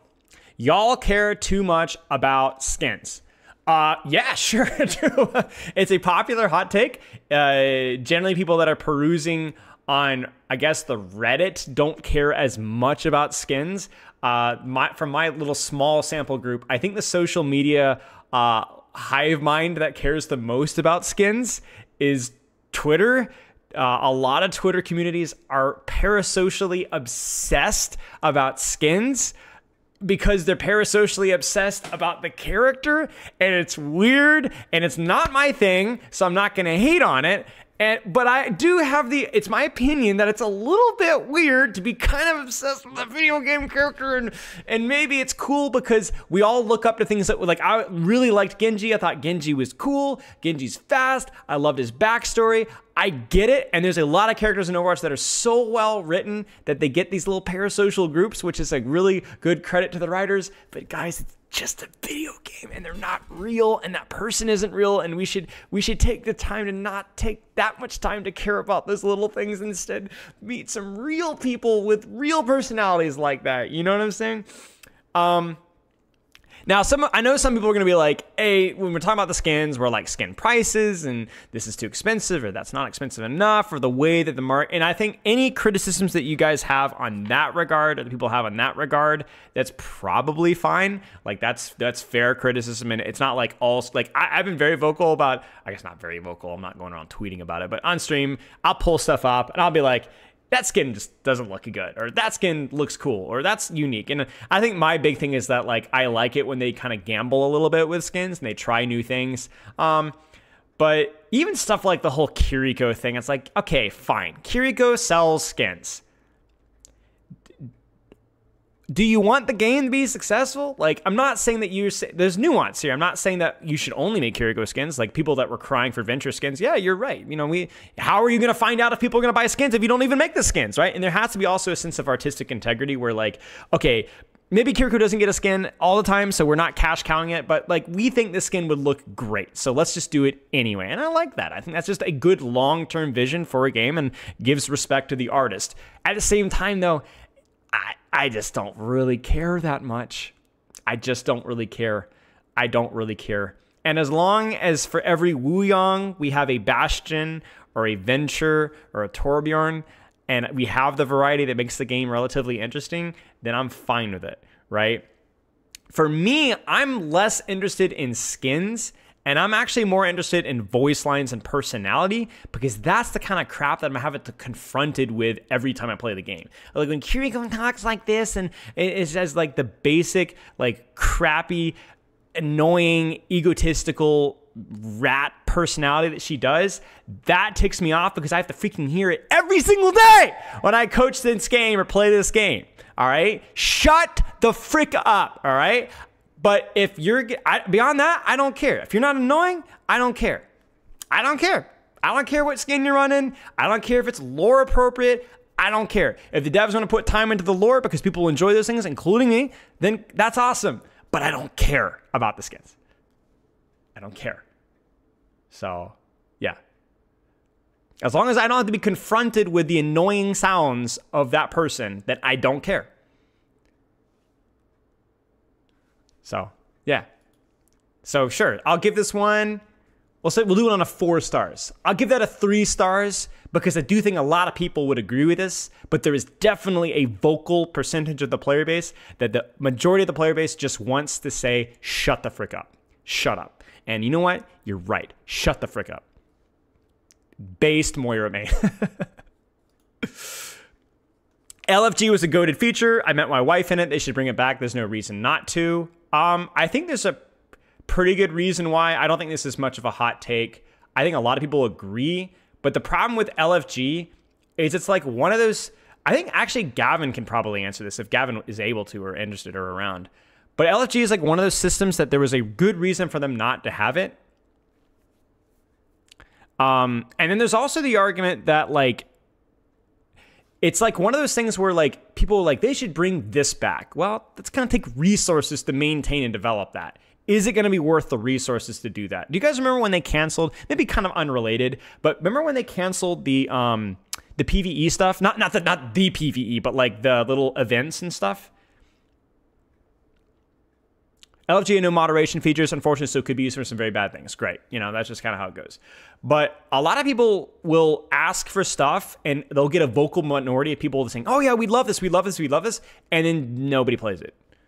You know, like the PvE modes. Like, they're just boring. Nobody played them. Now, a lot of people were really freaking out when they were canceled, but so it sounds like, I'm not saying that LFG wasn't used, of course, but yeah. Yeah. I've even experienced that. People will go up to me and be like, dude, you need to do this. I would love to. I'll watch the crap out of it. They don't watch the crap out of it. So anyway, but yeah, you know, could we reintroduce this? I think there's probably a decent percentage of players that would use it if it was brought up and done well, maybe, but sounds like Gavin's saying that it was misused, and I don't know. Overwatch 2 is a good game. It's not a dead game. I mean, yeah, this is not a hot take within the Overwatch community. Outside the Overwatch community, definitely, but those people are, it is what it is.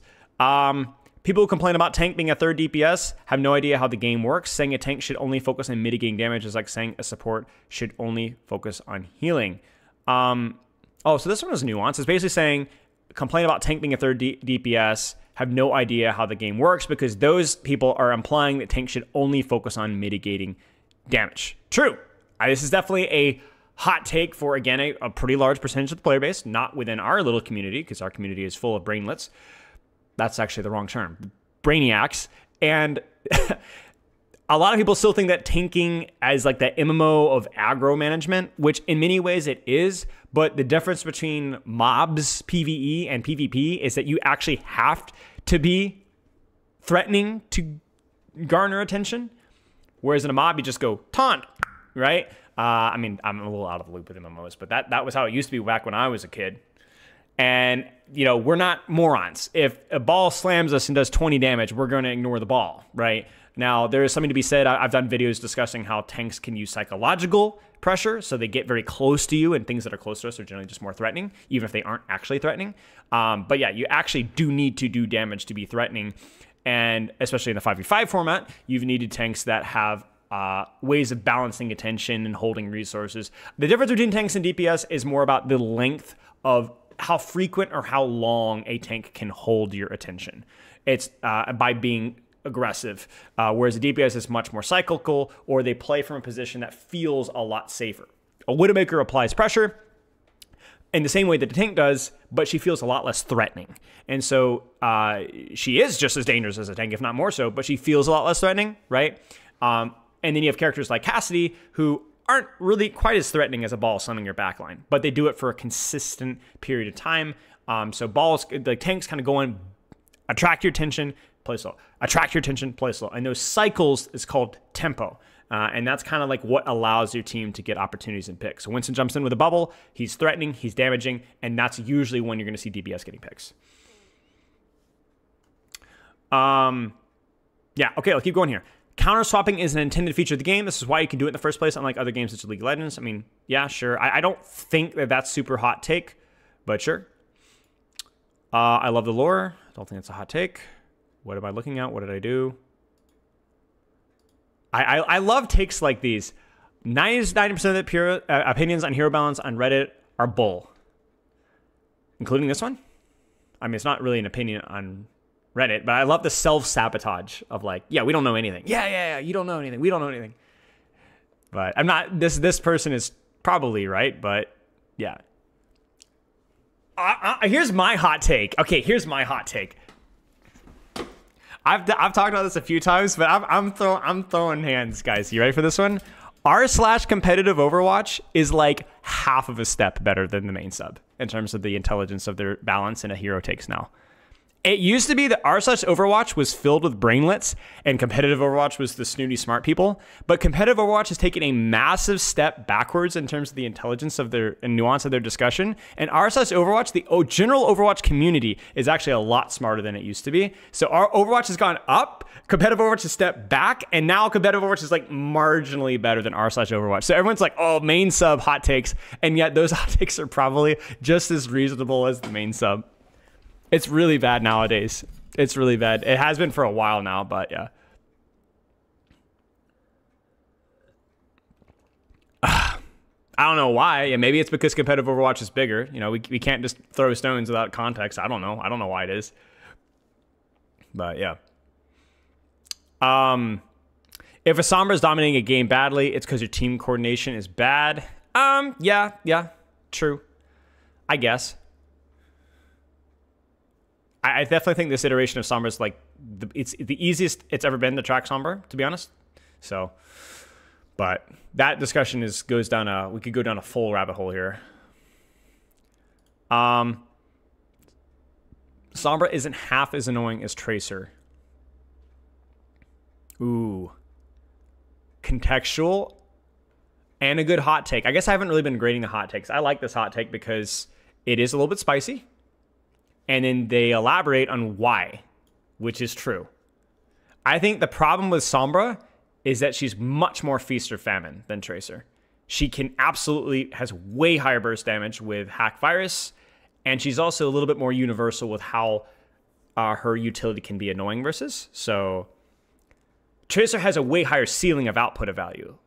But Sombra can, if you slip, you're going to fall flat and not just break your nose, you're going to break your face. So Sombra's way more swingy. Sombra's has a way higher. I think let's put it this way: if you are tired and your brain is turned off and you're having a bad day and your team sucks, Sombra's gonna feel miserable to play into on any hero. But if you're actually sweating, then Tracer can still, hey Peaches, can still punch you in the throat. You know, it's the same discussion we had with Questron. You know, where Questron's like convinced that Tracer's easy to play because Tracer just has a much higher output capability. Where Sombra I wouldn't say Sombra's a noob stomper, but compared to Tracer, sure. It's also, okay, here's the other thing too as well. This always happens. It's visibility bias. Sombra is played at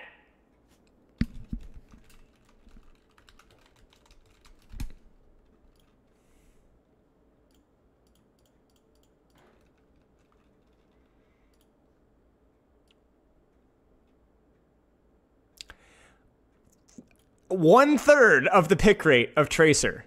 1/3. So you're 3 times as likely to see Tracer as you're a Sombra. So yes. Sombra's visibility is pretty low. She's invisible all the time. I hate you. Respectfully. You're the worst. I genuinely don't care if Mercy Juno Kiriko could get more skins. Sure. If you don't like Juno, Mercy, Kiriko get more skins, then whip out your wallet and beat the girlies. If you're not beating the girlies, shut the frick up. If you're not willing to spend the money, shut the frick up. Beat the girlies or quit whining about it. Your choice. That's it, you know? It's like a lot of people. A lot of people were like, you had all the. It was like, shoot, just wrinkling with the cutesy crap.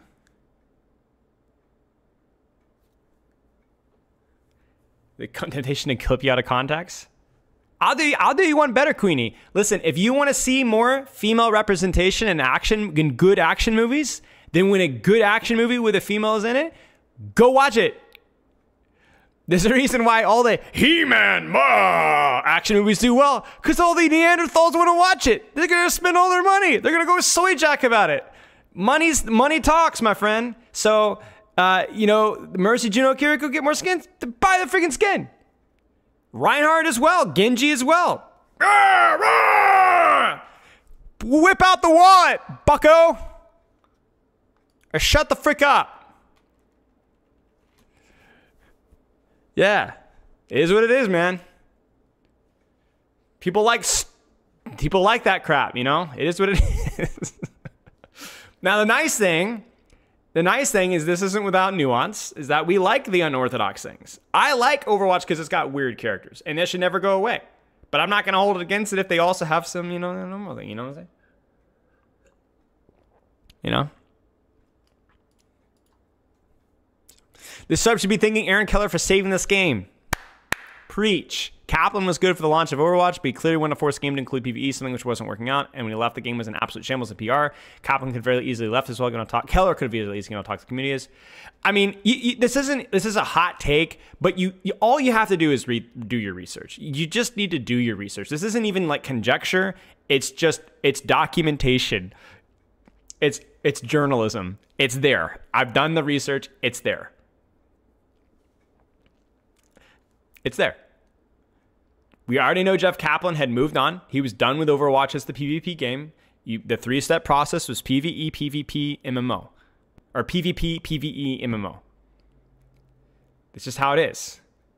So, you can criticize Aaron Keller's vision for the game. You can criticize Aaron Keller's execution of the game. You can criticize anything. But you can't criticize the fall of Overwatch. Dude, Overwatch would have received basically 0 development if it wasn't for Aaron Keller. So, it's like I said in my video, Jeff was ready to move on from to develop his masterpiece, not realizing that the first step of his 3-step plan was the masterpiece. That was the masterpiece, And I don't hold that against Kaplan, like if I had a vision and I was like, I don't have passion for that step 1 anymore, then The thing that I hold against Kaplan is that he didn't give up the reins. If he really wanted to move on, he should have given up the reins. He didn't give up the reins. He wanted to hold on, which is just, hubris. But it's not all his fault either. There's a lot of other contextual stuff. So, yeah. Lou, thank you for the sub. I don't know what's wrong with my stream notifications. They're not working today. If anybody subs or donates bits or sends me a child or something, can somebody just like scream or something and let me know? Am I even hearing that? I'm not even hearing it. Did you guys hear the stream notification on your end? Did you guys hear it? Is it just my audio? Oh, no sound. Weird. Okay.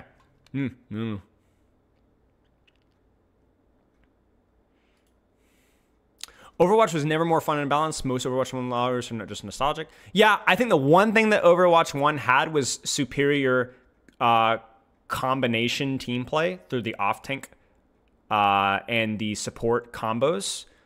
But if you're not nostalgic about off-tank gameplay and coordinated combos, then then it's nostalgia goggles. For sure. So this take is, I think, definitely accurate for the 99% of people critiquing it. Somebody like Relf, somebody like Hawk, no, I think that they're right. But yeah, these aren't hot enough. Well, we're okay. Shut up. Sigma's the hottest character. Well, there you go. Are you happy? Are you happy? Is that what you want?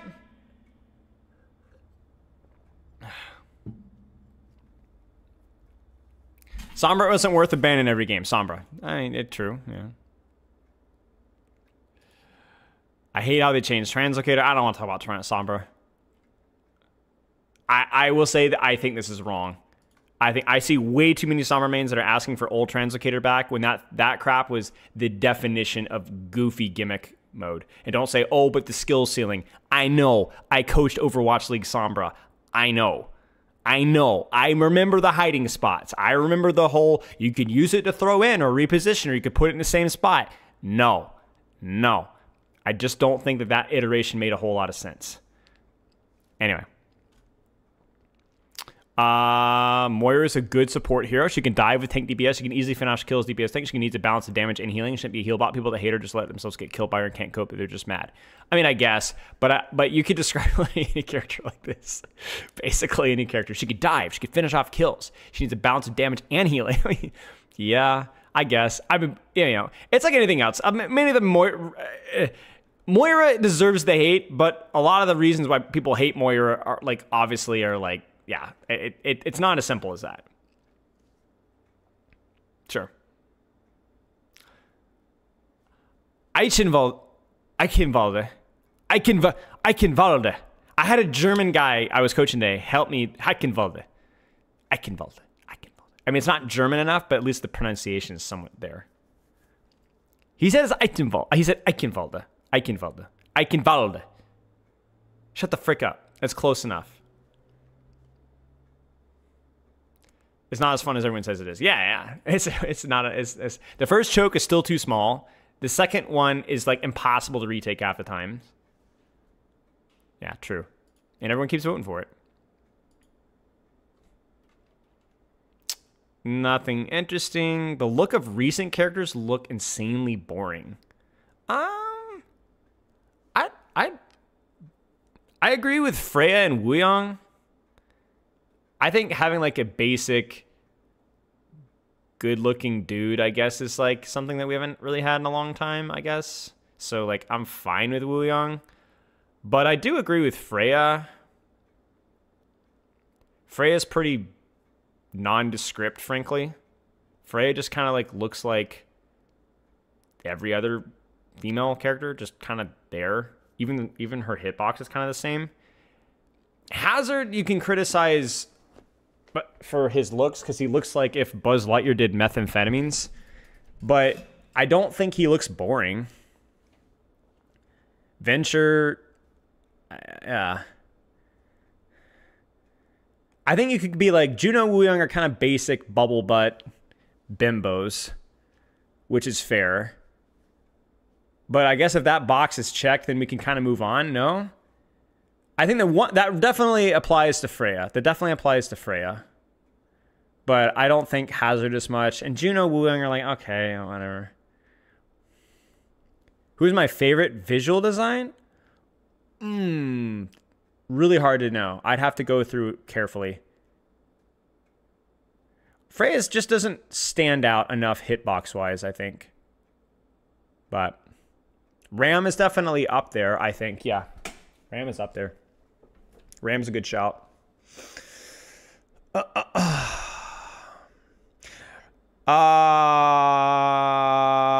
is actually a nice map. We're just not used to it, getting to know it better. True.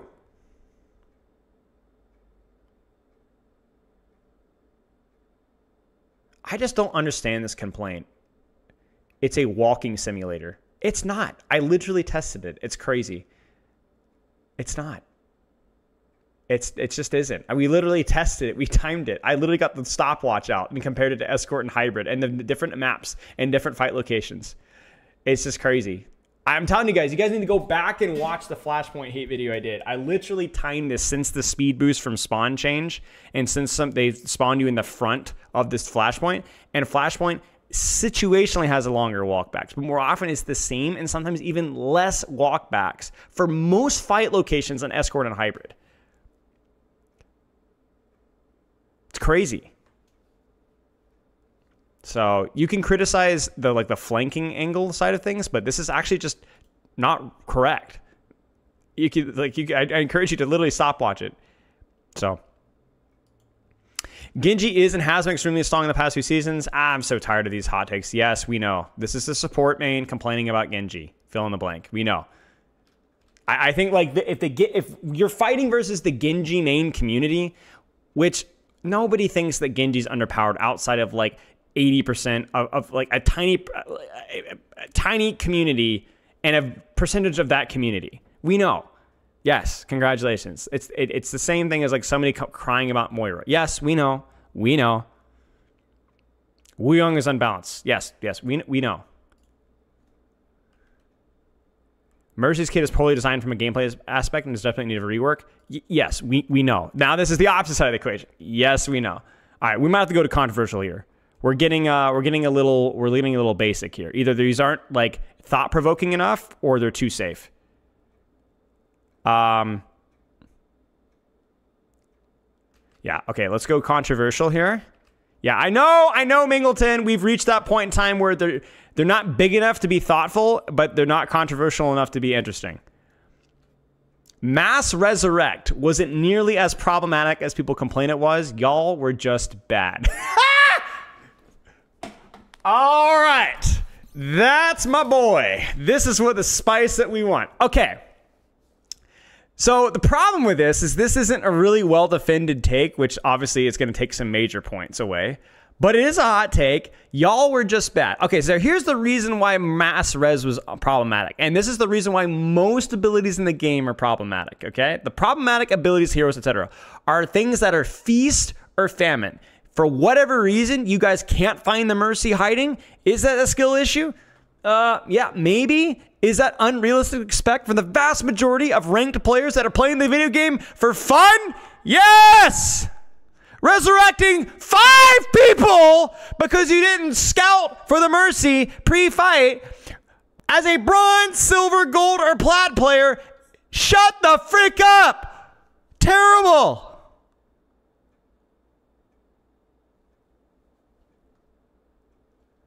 Now, if you're like, oh, but pro players. Yeah, but guess what? Mercy wasn't playing a pro battle because she sucked. Because you could scout her. That's it. It's the same problems people have with Roadhog. Literally, even now, some people let Mercy res right in the middle of the team and nobody even looks at her. Yes, because people are bad at the game. Now, if you could say it's a perception issue, it's the same thing we talked about Flashpoint, right? I just criticized people for saying things that are factually wrong about Flashpoint. So sometimes there is a discrepancy between player understanding and what's actually true, and you need to find out how can we close that gap. With Flashpoint, I think they've done enough to where I think people's opinion will change over time. But if everybody's having a problem with Rez, 9 years later, maybe, just maybe, it's not an issue that will ever be resolved. You get what I'm saying? Okay? So maybe people's complaints with Rez are true. I think the only problem is the lack of counterplay since it was instant, so if it had cast time, whatever. No, they definitely still would because Mercy, it's Mercy, and she's not allowed to have nice things. And honestly, the counterplay was kill the Mercy, although some of us were just play. Yeah, see, this is the thing. Oh, because it's Mercy, you know, the victim mindset. It's the same crap that the Genji players talk to us about, gaslight us about Genji being trashed here. Oh, it's just, Genji is not allowed. Genji gets his nerves. Mercy gets her nerves. Shut the frick up. Touch grass. Go talk about skins on Twitter or something. You can't say Venture's forced if you aren't queer. Wow, okay. 90% of Mercy's hate and a decent amount of support hate in general is just misogyny. Oh man. Oh gosh, this is really bad. Well guys, it's been nice being a content creator. I want to shout out my friends and family that supported me to getting it to it here.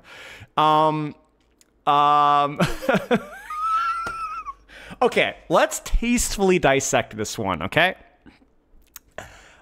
No. If you said 10%, 20%, 30%, no. But we don't do hyperbole here, okay? Usually, all right? 90% of Mercy hate is misogyny. Saying that part of Mercy hate is because she's a girl played by a lot of girl players is true. Yes. That's true. Saying that even people that a percentage of the reason why people hate Mercy main is a quiet little bit of internalized misogyny, yeah, that's probably true as well. Yep. We're not even always fully aware of our bias. That's true. Guys, some of you guys are probably racist. Some of you guys are probably misogynistic. I'm probably racist and misogynistic. I probably have biases versus tiny little things. Now we have to be aware of those and try to be better than that. But that's true. That is actually true. But 90%, the problem with statements like this. I knew it. I told you guys. I'm frick. No. Look. Okay. The problem with arguments like this is you're not making it better here. When you use hyperbole recklessly like this, you've immediately shut it down the conversation. And you've put yourself into the position where people will write you off. You know, because it's not true. It's just not true. You know, so it's over. 90% of Mercy hate? Nah, you've lost me, man. You've lost me, man. Now, we're mature and thoughtful enough to be able to be like, yeah, actually, there's some points to this. But if you're saying 90% of Mercy hate, which is pretty well documented as being a not very well-designed character, is just misogyny, is foolish. It's not an accident that everybody, a lot of DPS players love Tracer. A lot of people love Ana. A lot of people love Junker Queen, right? I mean, hang on a second here, right? Yeah, take that, liberal, right? It's not an accident, right? So, I mean, I'm not saying that that's true. Now, you could say, well, but more girls play Mercy than Ana, but I don't know if that's even necessarily true. And I don't know. I guess my point being is that when you say things like this is the kind of discourse that, like, it's just a video game. It's not that deep, but this is the kind of discourse that I freaking hate in social media. I hate it. It's a hot takes channel, so it's encouraging a little bit of hyperbole. So I'm gonna cut Wolfell some slack here. So credit goes to Wolfell for the statement here. Let's keep seeing it here. Head Pat Slut says. Nah, speak your truth, Queen. These people want to act like a lot of Mercy hate doesn't manifest as ooh and e-girl when, let's be real, most Mercy hate is voiced as ooh, e-girl, heel kitten. Well, that might be true. But why is it voiced as e-girl, heel kitten?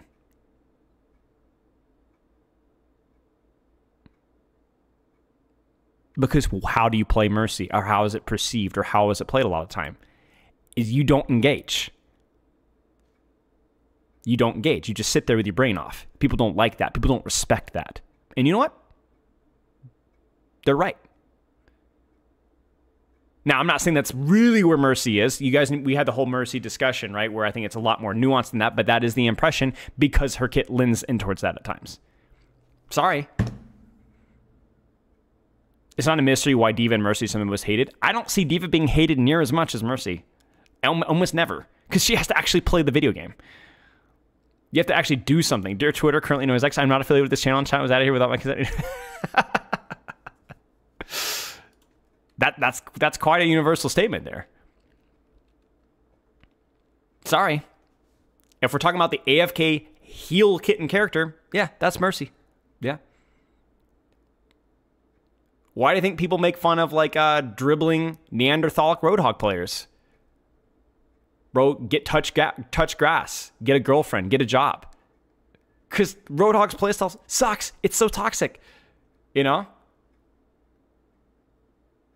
So, I think a lot of people don't say it because they aren't playing or in the more feminine communities that get randomly harassed for existing. True. So maybe they generally just dislike Mercy because of in-game issues. Okay, that's not the case for everyone. That's true. But remember we said 90%. We said 90%. So, okay, we'll move on here. I'm not digging any deeper. Lifeweaver, yep, true. Lifeweaver for sure. Mercy players just stay out of comp. There's almost zero difference between GM Mercy and a goal one. Yeah, that's definitely a take of all time. I love that there's no in between, man. Either side of the coin. We love that. Mercy team-wide res was fine. The players are the issue. Okay, we've already talked about that one. 6v6 is overrated. Interesting. Would have loved more elaboration, but not a good hot take if you can't elaborate. I mean, I obviously, it's just, people just read it. They're not going to think about it much about it, but yeah. I want to see more spice here. These one vote things are not controversial enough. Let's get something with either more comments or more downvotes or something. Kings Row is easily the worst hybrid map. Whoa, really? Wait. Okay, hang on. Is it worse than Eichenwalde? No. It's better than Eichenwalde, I think. Why is my brain just slipping away into the void? Paraíso, I think. No, Paraíso. Ooh. No. Numbani? Ooh. I mean, Numbani's better, but. Like, Kings Row is overrated for sure, in my opinion. But. No, like, it's still one of the better maps. Midtown. Yeah, I don't know. That's a, hey, but you know what? Okay, sure. Spice, I guess. Kiriko is not sassy. Wait, is this saying Kiriko is not sassy, insufferable, and rude? Is it saying Kiriko is not sassy, she's instead insufferable and rude? I don't understand this one. Because she is absolutely insufferable and rude. Remember we talked about this? People hate annoying things more than they hate evil things. We've already clarified that, which is true. So, yeah. She's insufferable. She just is. And it's even worse because people go in it with a bias of like, oh, she's getting all the skin. She's spoiled, you know. And then they also don't like her gameplay loop, which is fair. You know, I think people underrate how difficult she is to play, but yeah. But she's not any of those things. Okay, well, that is definitely interesting. Hero Ban is the worst decision ever made. I love that. Wrecking Ball didn't need a nerf. Yeah, it probably did. I think he did. Mercy's not OP, she's just easy. Ooh. Okay. I mean, okay, yeah, that's true. It's not exactly a hot take, but yeah, I guess maybe it depends where you go. Yeah, but what am I saying? Is anybody even saying Mercy is OP? Kiriko's personality is fine. I mean, it's not ruining my game experience, despite my hyperbole earlier, you know. 90% of players who've never played Overwatch 1 don't know how to play tank properly because the role tank in Overwatch 2 is and has always been messed up. It is busted third DPS. This is one of the main reasons why Push is such a bad game mode. Tanks are often running around these convoluted, terribly designed maps trying to get kills instead of prioritizing the objective and making space. Rank check. Yeah, this is a nonsense tank.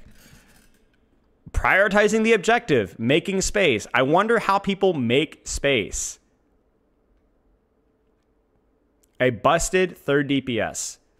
Like, there's no difference between Overwatch 2 tank and Overwatch 1 tank. The only difference was that the off-tank role enabled your main tank role to act more like a DPS. Don't say, oh, but we needed to create space. It's the same freaking job. It's the same thing. You create space by being a threat, and now you have another tank that has specific utility like Bubble and Matrix to make you do more damage and kill more.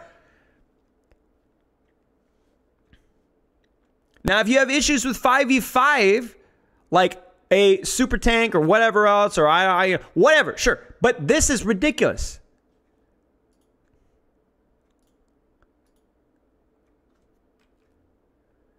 Prioritize the objective and make space. If you aren't prioritizing the objective, then what are you making space for? The objective! There's nothing inherent about a tank that makes the robot move faster! What are you talking about? I was supposed to be managing the fight, which is the role of tanking and gaming in general. What does managing the fight mean?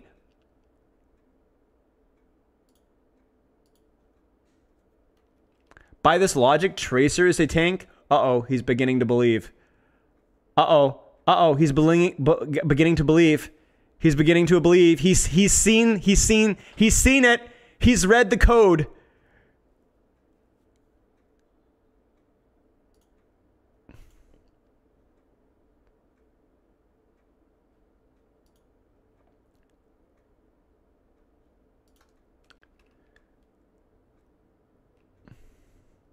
Anyway, that's fine. Not everybody has to understand the macro of the game. But it's the reason why I'm being stupid is because people's bias about how they think tanks should be played. It sounds like this person's just miserable. It sounds like they want an excuse for they're trying to the macro, the way that they see the game is tarnish their understanding and enjoyment of what the game is currently. You know what I'm saying? It feels like they're bringing like freaking baggage in, you know? So, Kiriko is necessary for the game. That's an interesting take. We'll do a few more here.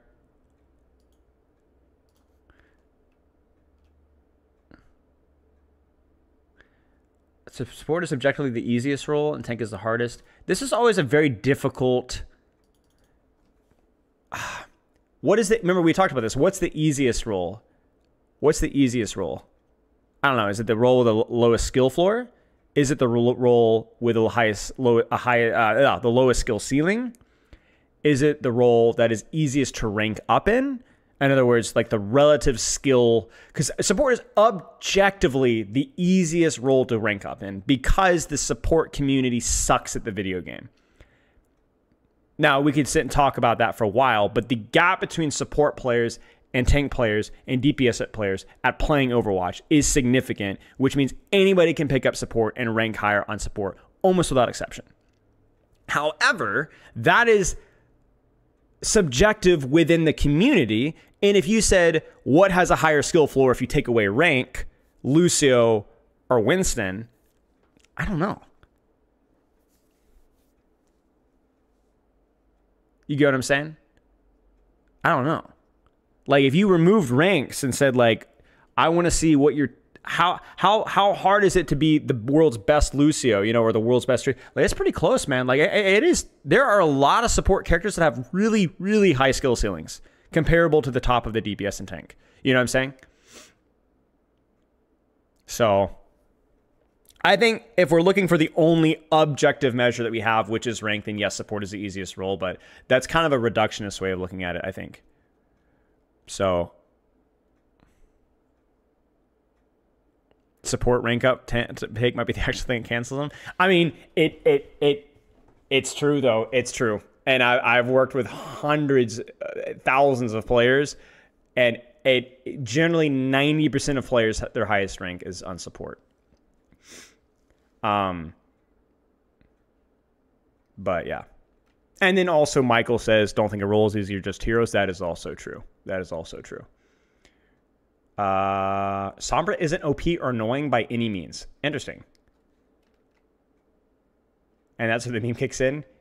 Annoying is subjective. You are wrong. I respect that. I respect that.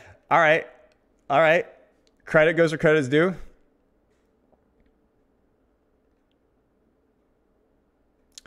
The MMR system and matchmaking work as intended. Tell that to my 2 accounts on tank. One is GM5, the other Hardwork Diamond 4 after bad placement matches. Last season, I played 50 games in both accounts and 20 this season.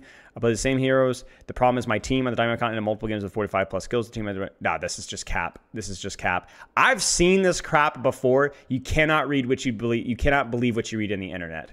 You cannot believe what you read in the internet. This gap is insane. I'm calling bull. In addition to that, even if there is a grain of truth in this, it's the Sushi alt Reddit account. Yo, Sushi, are you here? Where the frick is Sushi? Ah, Sushi's not here. Okay. Funny you should bring up Sushi. She sent me a clip one time of her playing on her Diamond account. And dude, she was playing like a bot. She was playing like a bot. And the reason why this occasionally happens, although I still call bull on this big of a rank, the reason why this occasionally happens is because when the GM player ends up in a Diamond game, they stop playing like GM players and they start thinking that I have to carry, I have to demand all the resources, and they become resource black holes and then they flame their team. I've seen this before, and Sushi's one of them, but there's other people that I've worked with as well. It's too bad Sushi's not here because I can make fun of her, but it is what it is. But yeah, it's just not, it just doesn't work like that. The game isn't, I think the best way of describing this is when we had Gavin and Morgan on, and the question was like, how are we rigging your game like that? Like, are we mathematically rigging the game for you and for 9 other people? Like, how does it even make any sense? So, as soon as GM3 for most of the season, as soon as the Nubian season patch drop, your rank drop to Diamond 3. Yeah, because you're a fraud. You're a fraud.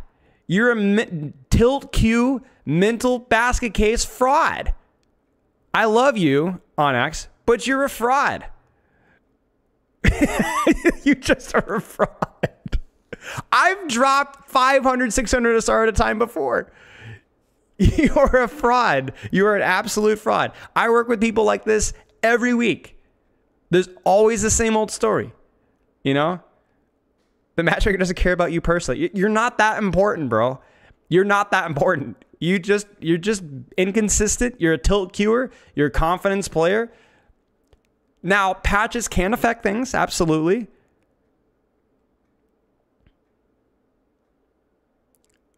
So the problem is, Brax, I'd say the opposite. I'd say the problem is that high-ranked players get in low-ranked lobbies and think that they have to behave differently. Or low-ranked players think that they have to behave specially in low-ranked. No. The only thing that is relative in Overwatch is where are we taking fights. If you're playing at bronze, I don't know where you're going to be taking fights, but the principles are the same. And the reason why where we're taking fights is important to know is because that changes where you position. You know, you change your angle depending on, are we spawn holding because these guys are idiots or because they're geniuses? I don't know. But everything else is just the same. It doesn't change how you play. If I could squash one myth in the educational community, and this isn't the educational community, obviously, but it's that you have to play differently in different things. It's just not true. It's just not true. So, all right. Okay. I'm sorry. This has been an interesting stream. Oh, man. I think some of that came from the smurfing and unranked GMs. Yeah, because if you're smurfing in an unranked GM and you're playing in a silver game, let me ask you a question. What's the fastest way to win in a silver game if you're Grandmaster? Just run it down and kill people. Is that smart all the time? No. Are you going to lose fights occasionally? Yeah, but you don't care about playing the best. You care about winning as fast as you possibly can. Yeah, that's it. You're not even playing good Overwatch. You're just killing as fast as you can. So if you want to know what's the fastest way to kill people, yeah. But yeah.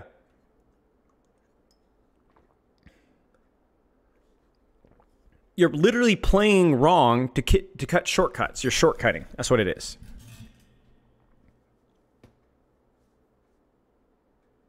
I disagree. I think you have to play differently in different ranks. Well, you're welcome to that opinion. But I don't agree. You take off angles, you play corners, you use your cooldowns, you take angles around where your team is setting up, and that's it. When I have a Grandmaster Lucy in your team, I can play a certain way as compared to plat supports.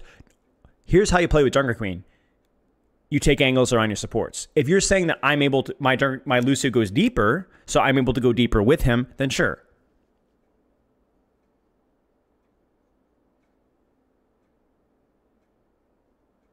That's it. If I have a Lucio that's playing aggressively with me, then the fundamental is I will play aggressive if I have resources and people going aggressive with me. And if I don't, then I don't play aggressive. So then I don't go in aggressively. That's the fundamental.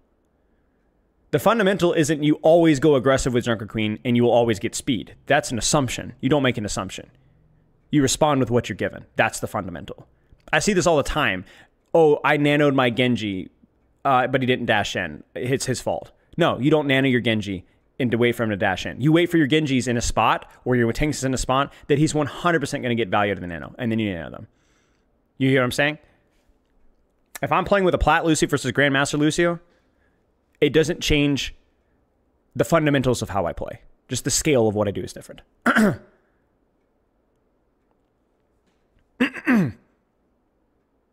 That's like saying the game operates different in bronze because we don't fight there. Yeah, but it operates the same. It's a different location, but it's the same way. You know what I'm saying?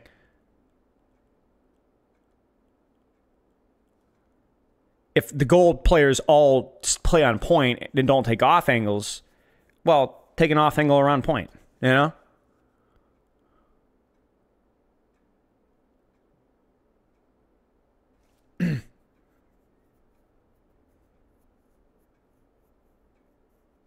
It's just a timing thing, yeah.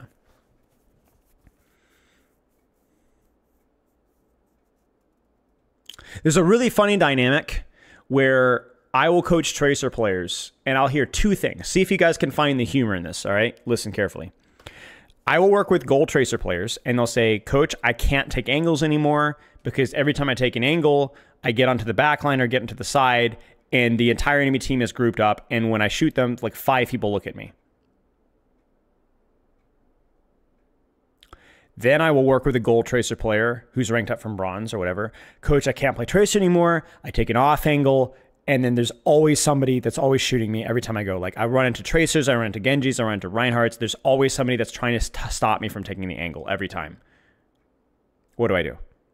Do you see the humor in that? Listen carefully. You get what I'm saying? If not, I'll explain it. What's the principle? Why are you taking an angle? You're taking space. Are you going to end up distracting, shooting 5 people on a clump? Or are they going to be spread out and you're going to be dueling people on those angles? I don't know. It depends. Is the enemy team smart or stupid? If they're smart, they'll take space and fight you. If they're stupid, they'll clump. But the value and the way that you play is exact same. It's the same thing. The way that it looks is different because the enemy team might respond. But your value is not contextual upon what the enemy team does. You take angle and shoot. Sometimes nobody on angle. Sometimes somebody on angle. That's it.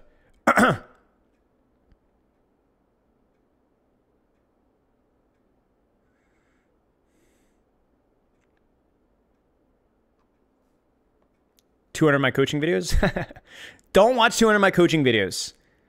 You guys want to min-max? Watch one of my coaching videos, apply the principles, and practice it over and over and over. Don't watch anymore. You don't need any more information.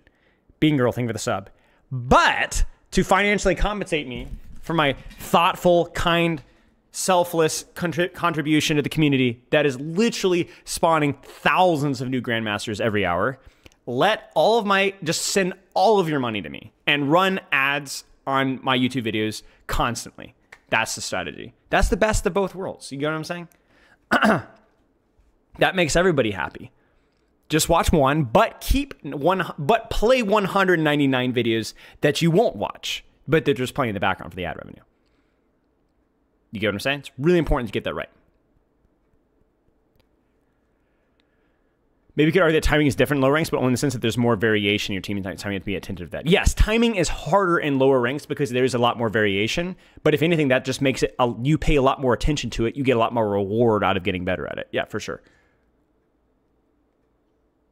But also the grace for getting timing is much easier in lower ranks because you don't have to be perfect for you to get away with it. Whereas in higher ranks, timing is a little easier to get right, but is much more punishing for you to get wrong. So the result is get your timing right. Are you bronze? Get your timing right. Are you grandmaster? Get your timing right. You get what I'm saying? I learn best when info is packed into overpriced courses. Dude, maybe I'll do an actual course at one day. If I do a course at one day, it will be high effort and applicable. But dude, I've had a lot of people try to meet with me and tell me that I should do a course, and I just don't want to do it. Maybe I will one day, but it would have to be, I don't know.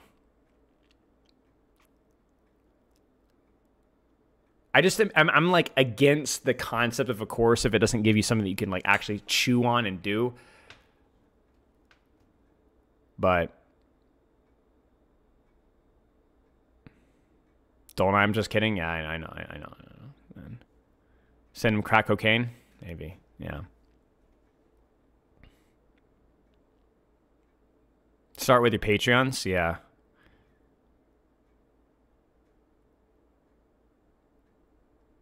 I bought Jake's course.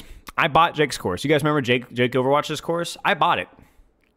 And I don't agree with Jake at a lot of macro fundamentals, but regardless of like the quality of information, which I think he put a lot of effort into it, I don't know. Like there's just so much information to feel like you're getting your money's worth. And because there's so much information, what do you do with that? You know? So credit for Jake. Jake has always been exceptional at, I feel like, monetizing himself. Like not even in a cynical way. Like he does a really good job promoting himself, like with his casting and with his coaching, because he didn't have a lot of time to coach, so he made it very expensive, which makes total sense. But like even if Jake's course was like the holy grail from his, it's just so much information, man. I did like I did like 2/3 of Jake's course. It took me like a month, man. It took me like a month. It was just a grind. Isn't that what you're doing with Greek Heroes, kind of? You mean we're doing weekly coaching, Jacob. Which even that I'm kind of hit or miss with, but since I've done more live coaching, I found way more value out of repeat sessions because we can just train. We can just practice. Yeah, I'm not throwing any shade at Jake's course. Like Jake's course was fine. If you want to learn a lot more about a perspective of high level player, it's fine. It's if you have the time and you're very interested, but it's more about like what is actually actionable, and it's why I'm kind of on the fence about whether I'd ever do a course, and I probably would have to find some way of circumventing that and making it actually usable. So the game changed so much. I don't know. Like I think the first person shooter fundamentals are pretty consistent. I'm going to be coaching. I have some guy. Okay, here's a fun fact. I think I'm coaching a French. What is it when they do the VR? Oh yeah, VR. I'm doing a French VR IRL shooter game coaching session in a few weeks, I think. I'm coaching a VR shooter in a couple weeks. I think it'll be up in Spilo Coaching at some point. I hope you don't get laughed at by any of your students' special needs. I mean, I don't know why anybody would laugh at you, Ruby, but of course, yeah. Of course, yeah, many times. Yeah. I don't know that I'm like the most perfectly qualified for dealing with that whatsoever, but of course, yeah. I don't know, Skookong. I don't remember what it was. I told him, I was like, dude, I don't know anything about this game. It's like, no. It's like, just, I want to do it. I'm like, all right. I was like, as long as we have like a recording of your gameplay, I bet we could figure some stuff out. So, yeah, I don't remember. Legit thoughts on awkward coaching methods? I think awkward. Okay, so apart from, awkward, I don't agree with a lot of things Awkward says. Let's put it that way, and the people that he associates with, especially. But I think Awkward does a pretty good job of like establishing pretty strong fundamentals and rules. I don't always appreciate his rule set, and I'm sure he doesn't appreciate my fundamental set. I think he thinks I introduce too much nuance, which is fair. I have to be careful of that one. But I think my main problems with Awkward is I don't know enough about Rank Up Academy to know if it's worth. That's not because it's anything inherently wrong. It's more like to do with like the concept for me always seems like it rings hollow, but I'm honestly not too sure. I've only heard some things from what I know about how Rank Up Academy is function. I think it could be very useful, but your mileage may vary and it probably will fall off at a certain point in time. But any sort of feedback and consistent feedback, and I think Awkward's feedback is especially good for support players. I've disagreed a lot more with Awkward from a strategic standpoint on non-support characters. I don't like his Tracer coaching as much, and some of the other characters as much. I think he's better with point and shoot hit scans. I think his Reaper coaching was good. I think his Hanzo coaching is pretty good. I think his support coaching is really good. I don't agree always 1-to-1, and he probably doesn't agree with 1-to-1. But yeah. His unranked GM videos are quite good compared to others, but they serve more to... Yeah, I mean, I think his unranked GMs... Anyone like A10 or Awkward that does a much better job of strongly narrating and explaining their thought processes is a much more... I'm still not a fan of unranked GMs, but yeah, absolutely.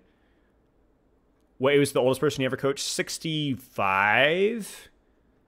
Coached a few... I've coached several people over 60. I've coached several people under the age of 12. If all coaches agreed 1-to-1 with everything, there'd be something very wrong. Yeah, of course. I mean, even when I was in the Overwatch League and Contenders, I purposely sought out assistant coaches and strategic coaches that disagreed with me, but could voice their skills very well. I did not watch Hottie's Unranked GM, no. I don't really watch Unranked GMs as much. Did the 60s rank up? Mm-hmm. Yep. Does A10 still do the Overwatch stuff? I don't know. Rapier Man? I don't think so. I honestly can't remember. It's been a long time. There's just so much you have to remember. The other tricky thing is like when you talk about like what is the most valuable coaching that you can receive? I think valuable coaching is basic fundamentals or basic information that you can process and apply immediately. Basic coaching value is helping a person with a training schedule. I think that's probably the most important thing that I have brought. There's two things that I think I have helped a lot of people with more so than anything else. One is how to practice effectively, just the basics of practice. Like even people I've not even had a session with, just this is how much to practice. This is the hero pool, avoiding counter swapping. I think I've helped a lot with that. And the second thing is off angles. Because it's just such a simple concept that even if you don't get it right half the time, just trying to get it right is gonna make you better at the game. Yeah. So, coaching can also be useful if you are like consistently working with somebody and kind of holding them accountable and encouraging them and training them. But yeah.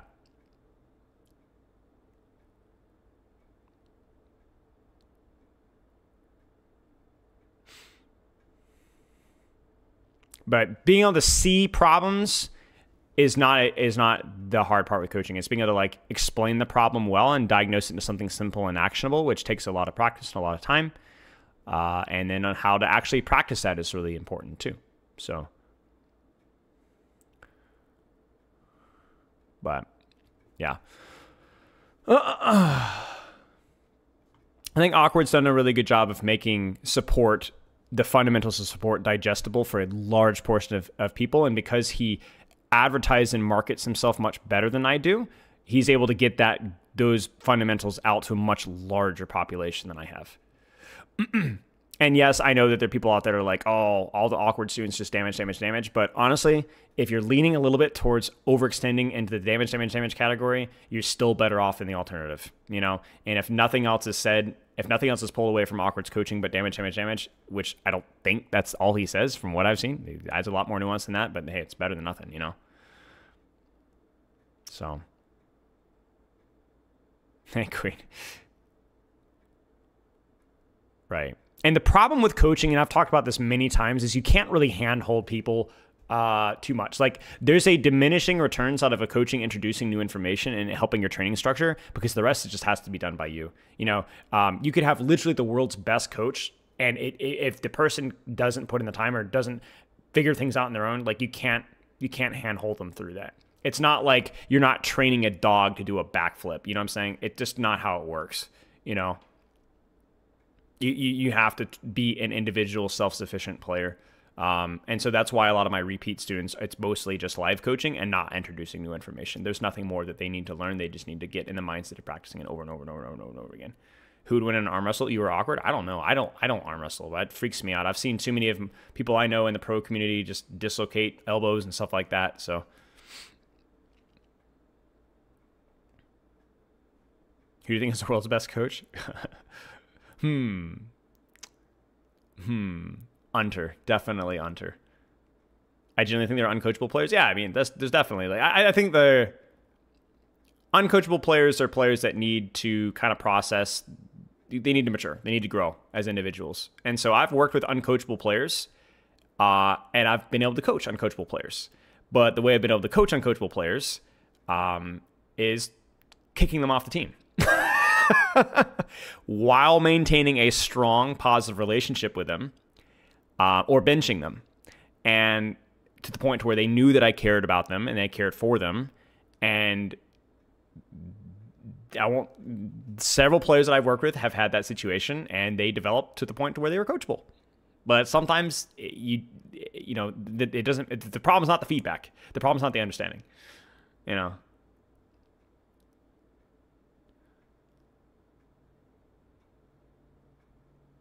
It wasn't Krondop, no. Krondop was a relatively hard worker. Krondop was also under a situation where he was both in school and playing at the same time to an extent. Krondop was under a lot of pressure, and I think Kron was a fine tank, and I think he's got nothing to be ashamed of. Do you hug them? Well, if I was in person, sure, but I was not.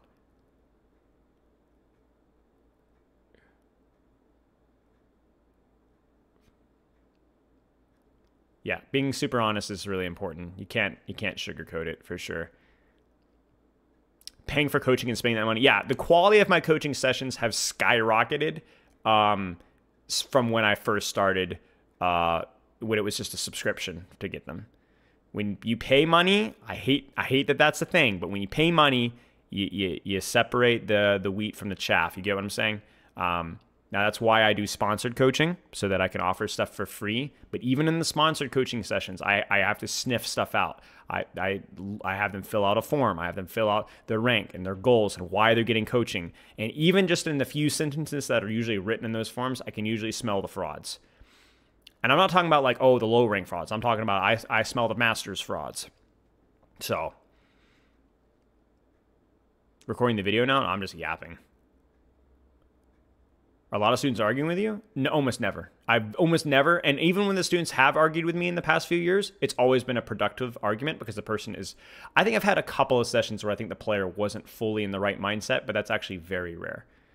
Much more common when sessions were cheaper, and much more common professional Overwatch when the player's not, especially in contenders, when I'm not being paid, they're not being paid, you know.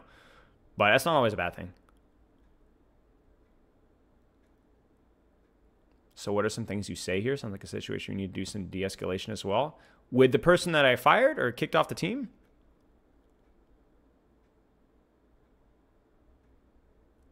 I'm a little lagging behind. Hey, Soren. I'm confused. Do you not like doing paid coaching? Is that what you're saying? No. Is that what did I misspeak here? I'm saying as in it's a shame that the raising of the prices increases the coaching quality because they know that prices some people out. You get what I'm saying? That's why I do the sponsored coaching. But it does dramatically increase the quality of the session. Although coincidentally, this is not a surprise, it makes a lot of my students older, which is pretty funny. Have you ever had a student make you go, huh, you're right? Yeah. I mean, for sure. I don't think yeah, I mean, 100%, yeah. For me, I mean, this happened all the time, especially in the pro scene, especially early on in my career where I was still learning the macro of the game. It was more about like, let's have a productive conversation rather than what are you doing is wrong. I mean, I've definitely had moments where I've just had full teaching mode, like teaching Sombra in London, working with Sparker on off angles and so on. But usually it's a little bit of give and take. Have you explained the wall hacking coaching session? It was a replay review, which meant it was really short. I didn't really talk to the person that much. We just kind of jumped into the footage. And because I was so focused on explaining the fundamentals, I just didn't notice it, to be honest with you. He wasn't exactly performing all that well, and that was that.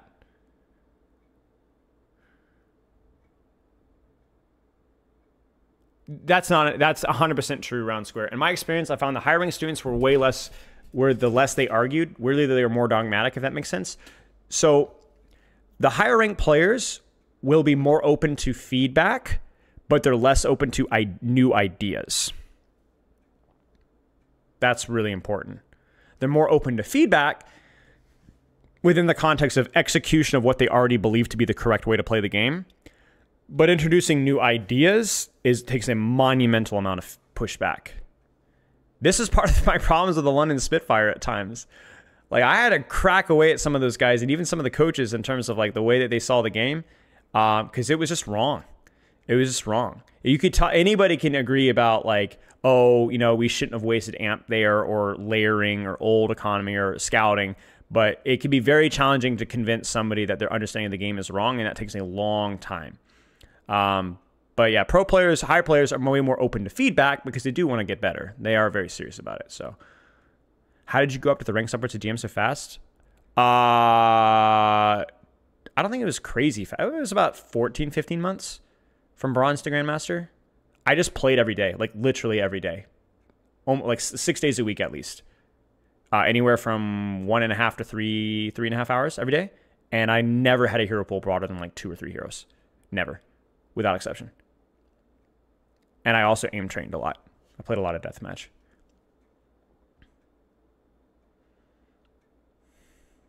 Yeah, go for it, Vash.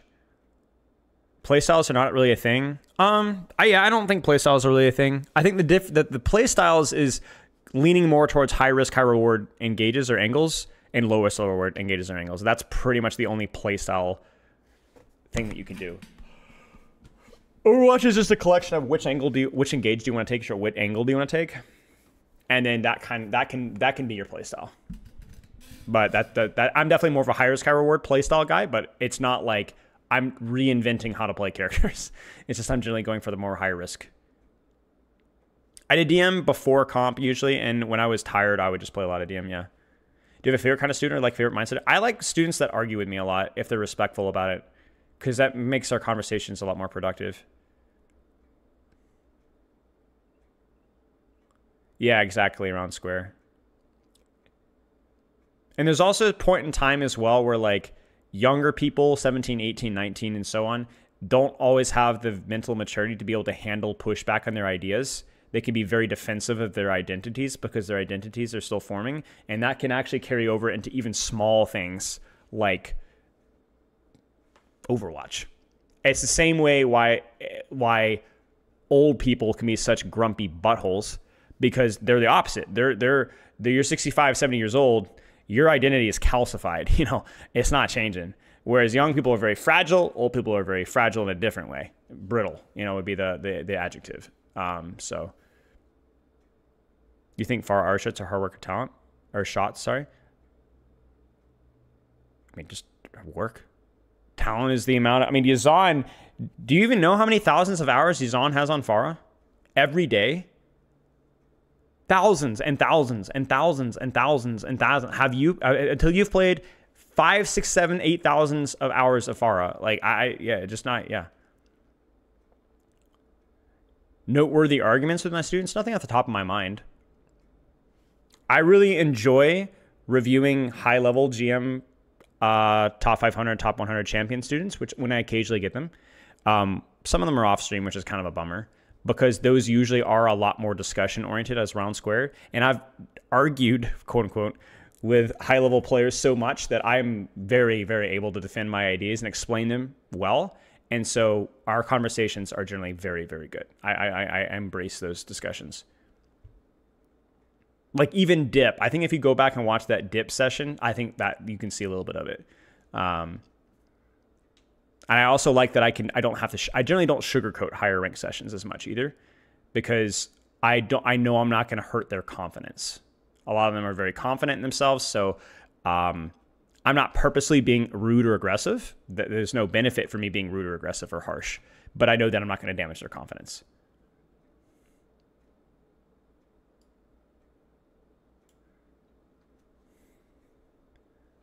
When you view a game, this is a rubric for what you prefer to see. A close game, but a recent game is more important in a game where they felt like they were confused about what to do or how to approach. So if there's a knowledge gap, that's a good one, and also a recent game where they can remember their decisions. Close games are preferred, but wins, losses don't matter.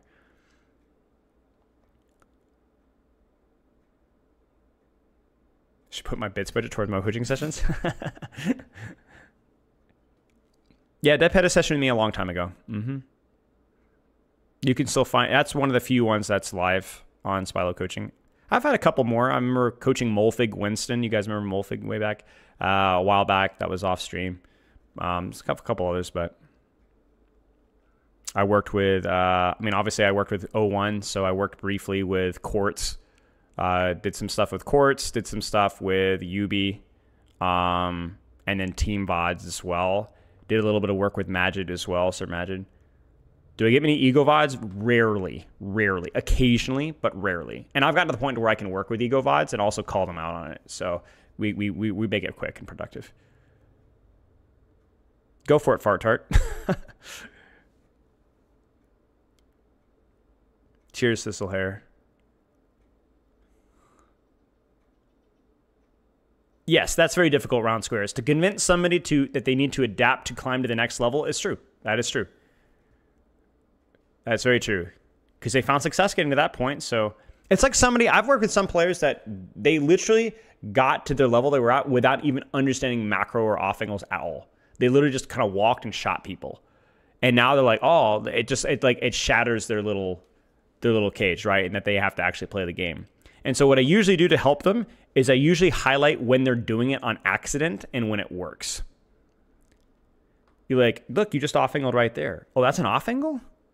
Well, but I thought, no, you just did it. You see it? You see it worked. That's what I want you to do. And so if you can find common ground or catch them doing it correctly, that's usually a pretty good spring point. That really helps. You'd be better with a mini map. I've heard that before.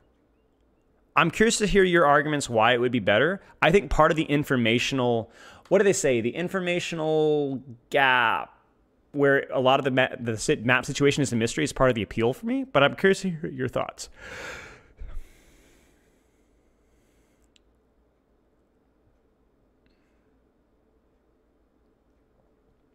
Because a large portion of taking space is trying to play around the fact that you don't know everything.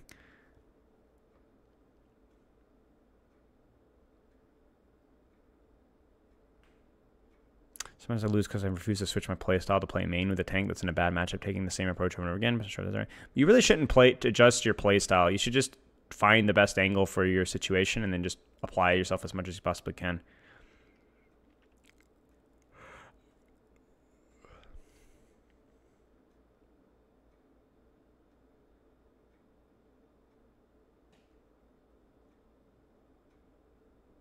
When are you going to get on your knees and work? Okay. I almost read that. YouTube chat, thank you for that. Do you think that in low ranks that sometimes they're truly unwinnable games? I think there's, if you're a bronze player in a bronze lobby, are there some games where even if you played like a silver player, you would lose? Yes. But that applies to every rank. It's not just low ranks. There are games in Grandmaster where they're unwinnable. There are games in Champion where they're unwinnable. You can carry any game if you're good enough, but it's not reasonable for you to snap your fingers and be good enough to carry the game that you're currently struggling in, and that's a very short sight. Why are you trying to win this one game? This one game never matters that much. Just practice. If you had a student that you felt was overcoached, all the time. Very common. I made a whole video about it, right? Just play. Just practice. I had a student that was overcoached just yesterday. Soldier player, way overthought stuff. Just need to simplify. Very, very common. Vash, I did not catch your hot take. Go for it.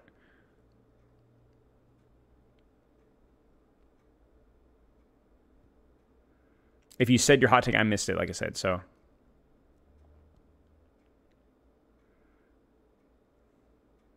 Nice, Onyx. Yeah, absolutely.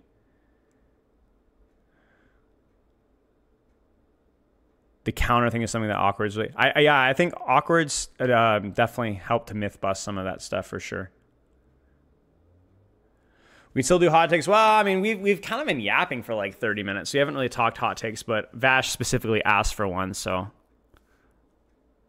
hero bans are detrimental for player growth from bronze or diamond 2. Yeah, I mean, it's a thoughtful one. I see your logic for sure. Yeah, it kind of allows you to tailor your experience, but the more tailored your experience is, the more that you can avoid things that would prompt your growth.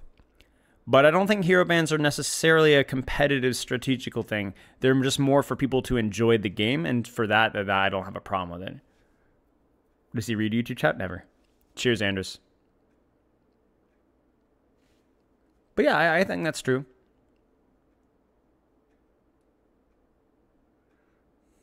Do you often worry people are paying for coaching to hang out with you and not to get better at the game? I very rarely had that the case. You can get the vibe. Oh gosh, I don't even want to think about that. Come on, boy, don't ignore me. Yeah, I'm it's happening. It's happening.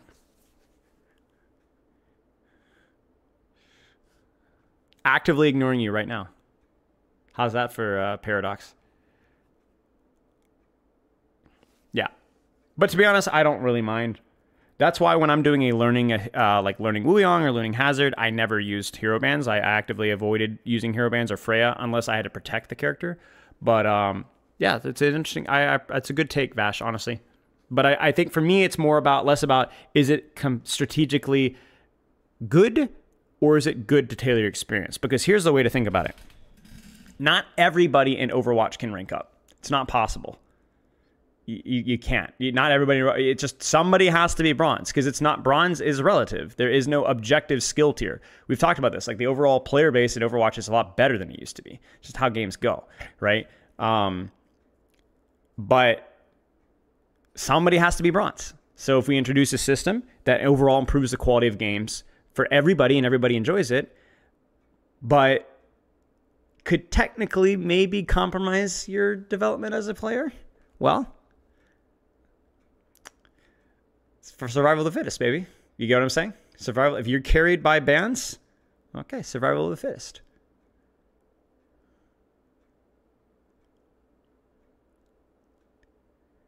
I'm watching a bronze Doom Vine. He never uses abilities out of spawning, walked every time. I just want a Doomfist in silver. Why am I getting banned out in Mickey Mouse low? Yeah. You can give me your hot take, yes.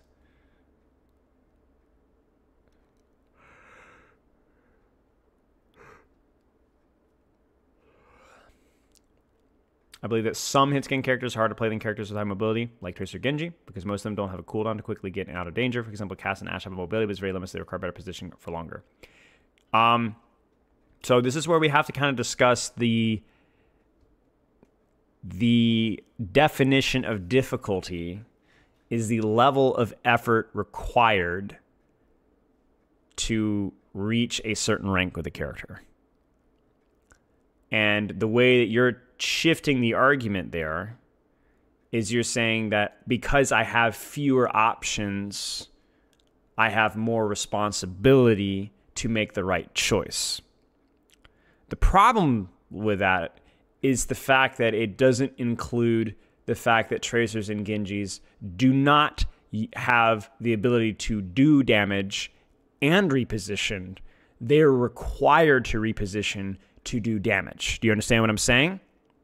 So the question needs to be, is what is more important what is more difficult, to find the simpler position and execute it perfectly, or to make a more complicated decision as a flanker and maybe not execute quite as cleanly because I'm not as mechanically demanding, that's like the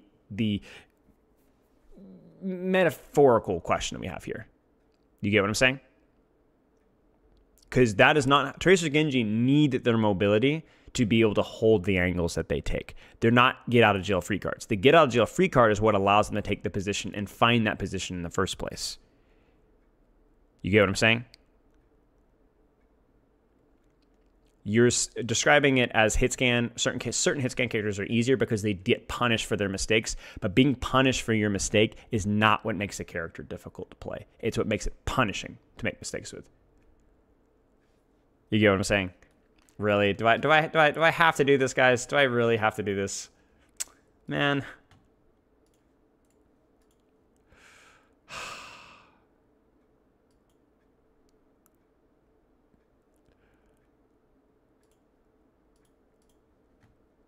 Freaking killing me. Sorry, YouTube. Frick me, man. Oh, flashbang.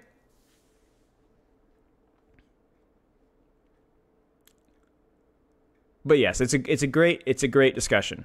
It's not black or white for sure. Can I read your thing? What was your thing? Copy and paste it again. Copy and paste it again.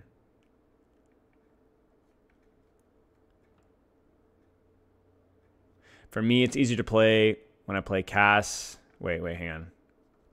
When I play on Doom or Tracer, because when I play Cass, I crap the bed, but I play high mobility characters, it's easier. You just might be better at high mobility characters. Your raw aim may just not be good enough. And also you have to consider the base competency of the character.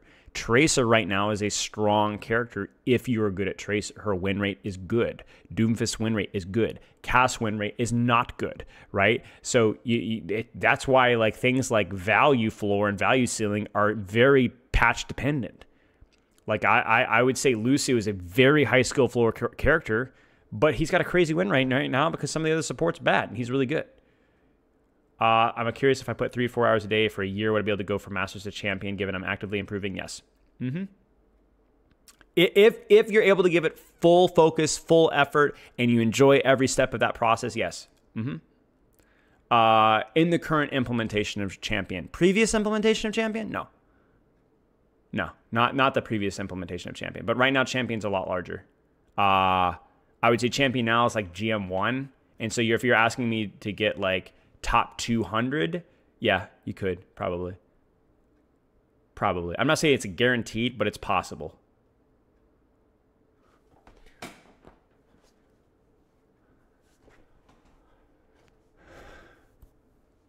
Yep, that's it, Memdasny. Yeah, 100%.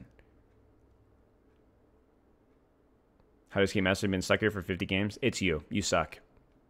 Stop playing Overwatch. Go play an easy game like Deadlock. It's a joke. How hard would it be to get to the previous iteration, do you think? Almost impossible. You're talking about like you'd have to be basically either a professional player or borderline professional player, which going from masters, mid-masters, low masters to borderline professional player in 1 year would be ridiculously, like just be almost impossible. Community games? Maybe, yeah, maybe soon. Nice, Sarah Lee. Do you know if they ever intend to bring back seasonal rank modes? I don't know. I think there's a real concern with Stadium of like splitting the player base up too much, but I'm not sure. What makes it so hard, and what would be the method to make it happen in a year? Because it's freaking hard. Like, how do you go from, like, you have to understand, if you're in like mid-low masters, you're in the top like 2% of players, right? And then you're saying we're going to go from like that to the top 0.01% of players. To go from 2% or 1% is to go to half of the player base. There's half of the player base.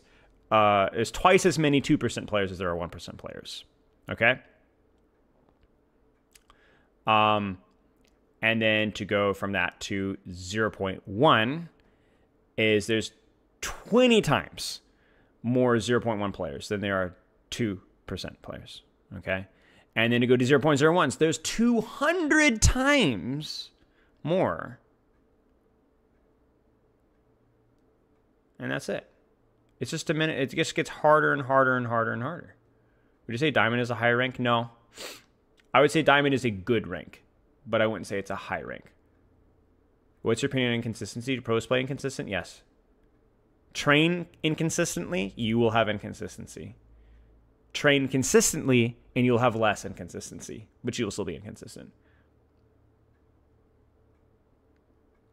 What you're saying is I'll never get there? Most likely, statistically, yes. You're not going to get there.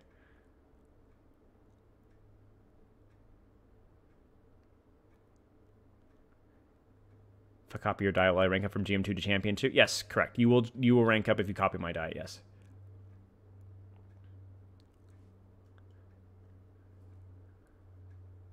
If you send me $7,000, you will rank up from GM2 to Champion 2 instantly.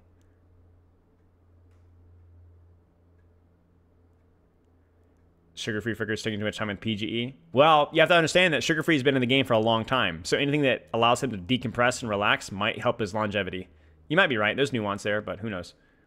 If I steal your shirt and how much you pay me to get it back, I would just simply set your house on fire and steal it. All beef and coffee? I think coaches don't play? That's true.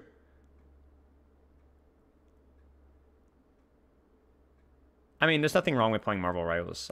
There's nothing to be embarrassed about.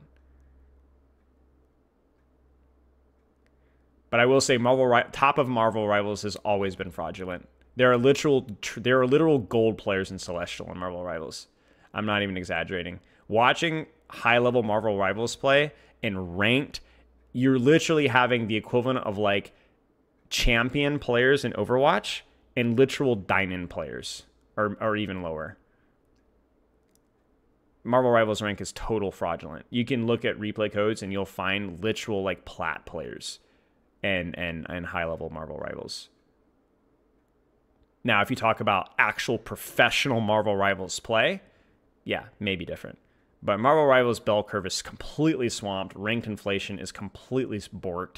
Their ranked is not meaningless, but it's a lot less meaningful.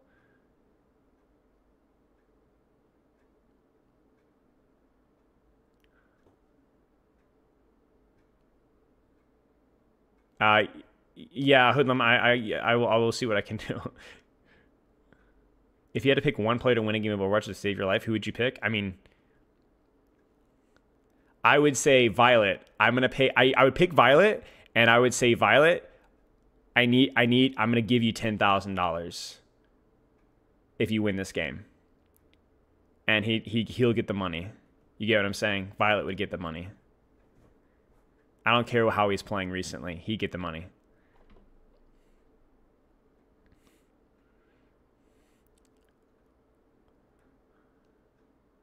Who do you think is more fraudulent, high-ranked Marvel Rivals players or Lance Armstrong? I mean, from what I understand from Lance Armstrong, he's just one of the few that got caught. So probably high-ranked Marvel Rivals players. I have to ask if you can play a live match for us sometime. Maybe, yeah, maybe. That's good to know about. They've improved it. That's good to know.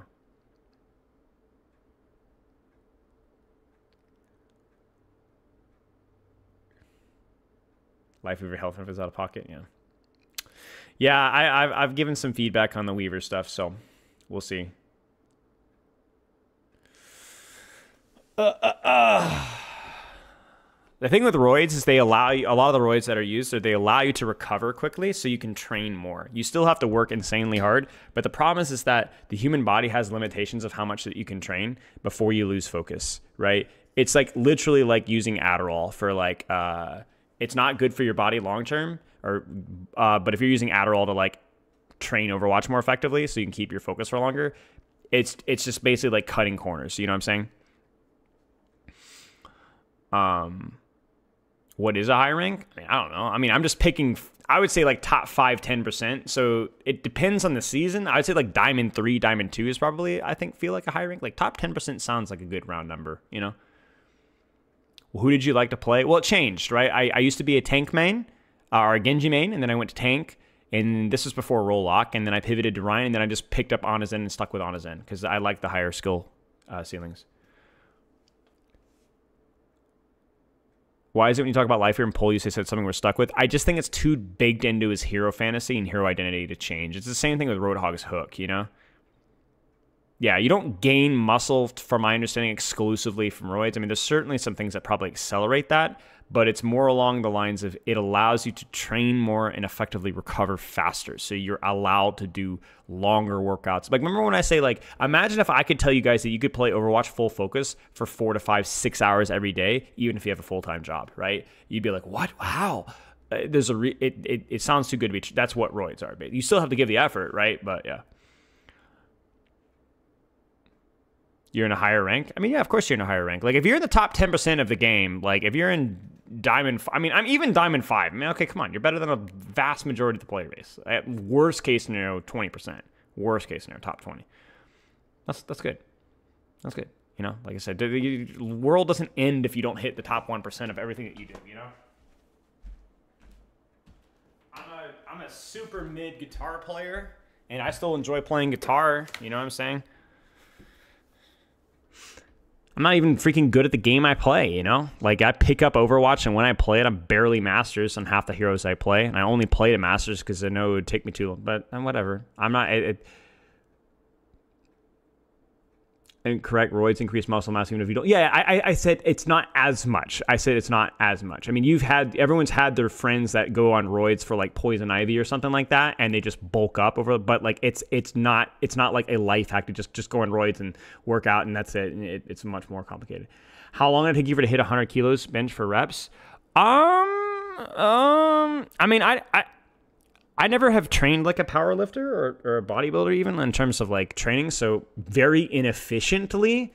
But once I started actually trying to do bench press, to be able to hit 100 kilos for reps probably took me like four years, something like that. But I didn't really train nearly as efficiently as you could probably do. If you really committed to it and it depends on where you're starting from, you could probably do it a lot faster.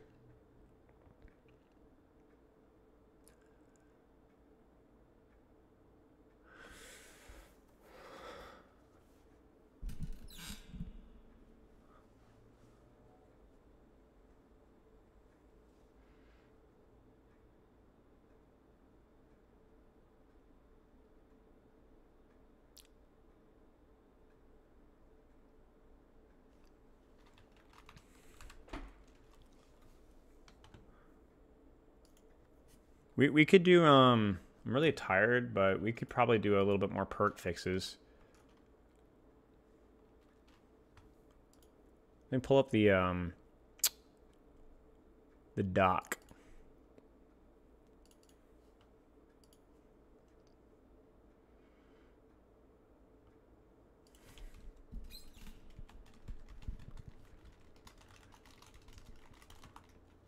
Don't overwork yourself, Spilo. Well, I mean, for me, thinking about the perks was not going to be about intensity today. That was more on Tuesday.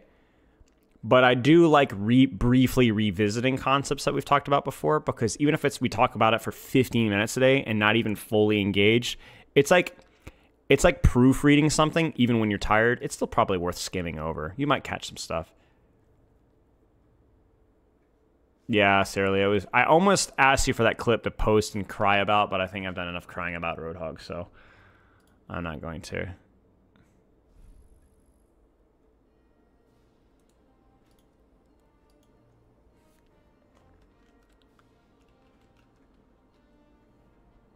think you should remove the old major perk for Zen. It pales in comparison to the new one.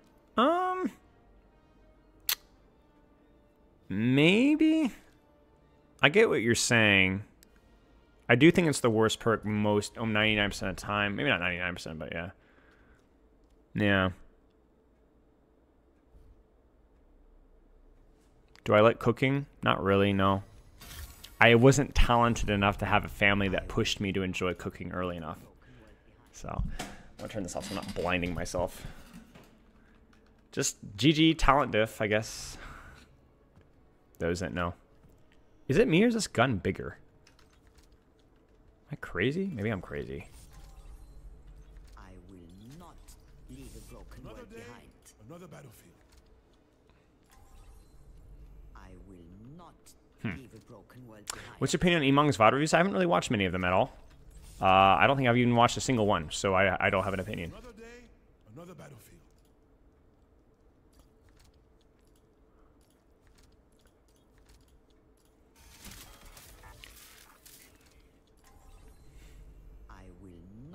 Now it's talent. Talent is opportunity. I didn't have the supportive family that they all hated me cooking. Not true story. I used to cook for my dad. My mom would go out of town with my siblings when I was like 7 or 8 years old, and visiting family. And I stayed home because I was in school, you know. And I used to cook for my dad. I'd cook potatoes and make breakfast and cook like mixed vegetables and stuff like that. It's really fun, actually. We had good times. It was good times. I'm gonna get some water, and then we can do a little bit more perk work.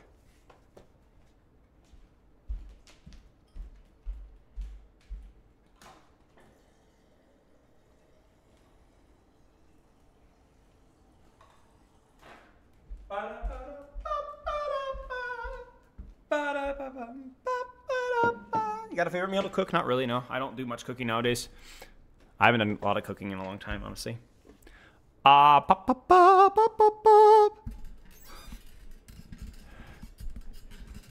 is going on with Sarah Lee? Can you share your opinions on hard characters like Tracer being a strong overtune, not being nerfed? I mean, I've talked about it before. Characters like Tracer, when they are slightly overtuned, are always healthy for the game and the current state of the game, because when characters like Tracer are overtuned, they have 11% win pick rates. When characters like Bastion or Roadhog or Orisa or Reaper or whatever are overtuned, they have 15, 20% pick rates. We've seen this time and time and time and time and time again in Overwatch, and that's just how it is. So, love it or hate it, that's just human nature, and you can't fight it. It's not even an argument. It's just not even an argument. Now, you can argue about whether we should have easy characters in Overwatch, and I've already given my discussion on that recently. But you cannot argue about the state of the game in that. So, sorry for the duplicate question. No, that's fine. It's fine. I don't always catch everything, so if I missed it, sorry.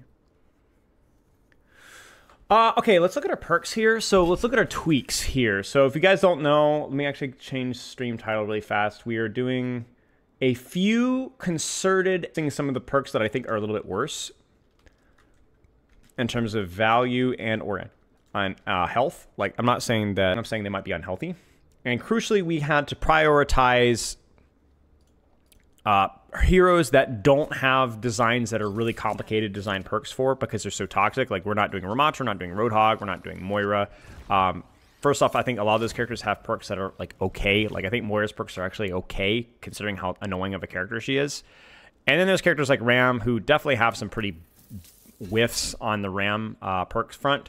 But to fix Ram's perks, to be honest with you, is like trying to scoop around pig manure to try and find something that smells a little less bad. Would it be productive? Yes, but I'd rather have a conversation about fixing Ramattra's design and less about fixing his perks. So we're prioritizing around 5 or 6 tweaks to characters that I think only need some small adjustments, and then 8 or 9, 10 adjustments to characters that need it. So let's look at this. So the tweaks here are Bastion, we said, exiting form gives grenade instead of entering form. So when you use your nade turret, you leave nade, you get your nade back. Now, there was a concern about the cooldown of the character. I think this is a good fix. But if you, let's say, turret and then nade and then leave turret, you can nade again. I think this is fine. What's up, David? Soldier 76 increased knockback on rockets instead of his overfill on ammo. I think that's probably fine. More vertical mobility for Soldier. Limited could be cool. I'm looking through some of our suggestions here. What was our suggestion for Hazard? We were stuck on Hazard's lifesteal. If you're in it with me, you're in it for life.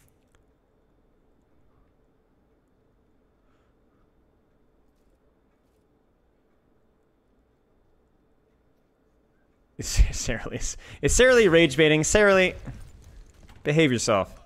But we kind of we skipped over Hazard's lifesteal perk because I think the lifesteal perk's really bad. And I don't like the concept of giving more reasons to block already. I think there's already plenty of reasons to block, and I don't think we need to add more.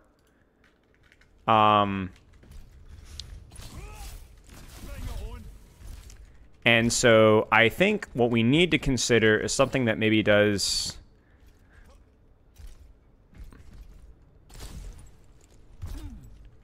We skipped Winston because I don't think it's enough of a priority right now, Tristan, because I think we're still in the exploration phase of Winston. And we're just choosing our battles, to be honest. It's not that it's not bad, potentially. It's just that I don't think it's a huge problem right now. About to log in, get some W's. Good luck, my friend. Good luck. If anything with Hazard, I would prefer a minor lifesteal off of something like his wall, if anything. Like, I think you could argue that, oh, there's already a lot of nuance with wall, but maybe something that changes slightly how you're using your wall. It's a little bit more transformative. More climb time, maybe. Maybe there's... Wait a second. Wait. What? I got it. I got it. I got it. I got it. I got it. I got it. I got it. What if you could hold control, crouch on a wall and hold the position, but it does not reset your wall climb? Would that be broken? So like straight up Spider-Man. You can't change your camera. You just be able to hold.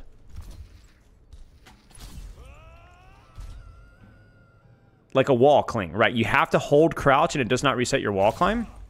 It's different. It's fun. And it would be good competition for more leap range, because that just feels like always good, right? I don't think it's that broken. Will I have that racist misogyny clip in your video? I don't know, bro. It was just more making a point. But, crouch to hold wall climb. I mean, I always ask, could it be broken? But, bro, they don't care. Like, we talked about it with Custard. They're willing to just... Who gives a frick, dude? Like, just... We've got all sorts of insanely ridiculous crap. I don't think that's too insane to ask.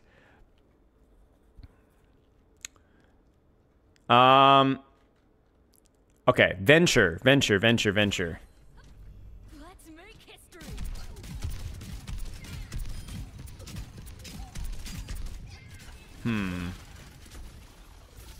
Major pack unlocked.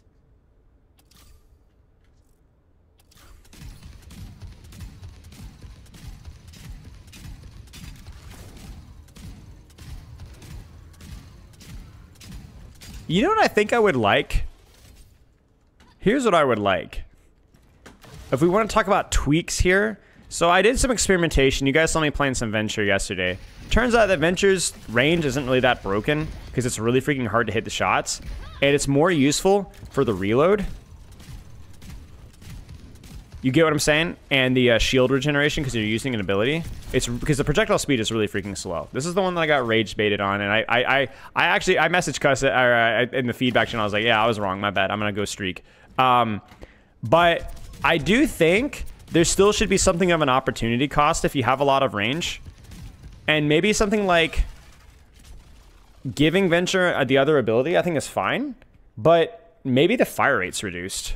So you're forced to kind of aim your weapon like this, like a much lower fire rate. Venture is definitely broken right now, but I don't know. Maybe maybe keep the same ability, but just slow down the fire rate. And you're like, oh, but aren't you just nerfing it? And you said it wasn't that bad. Well, yeah, but also, it's not terrible if you force yourself to slow your shots down. So maybe the ability is actually like a net neutral, where like in situations where people are strafing, it's like the same. But in situations when somebody's standing still, it's not quite as broken. I don't know. What do you guys think? What if Dig could go up walls? We had a similar idea. It's not a bad idea, but I don't think they need that.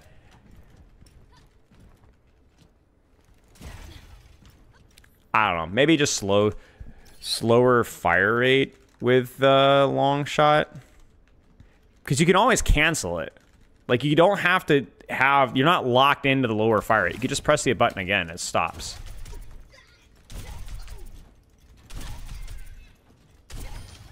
Sorry to bore you.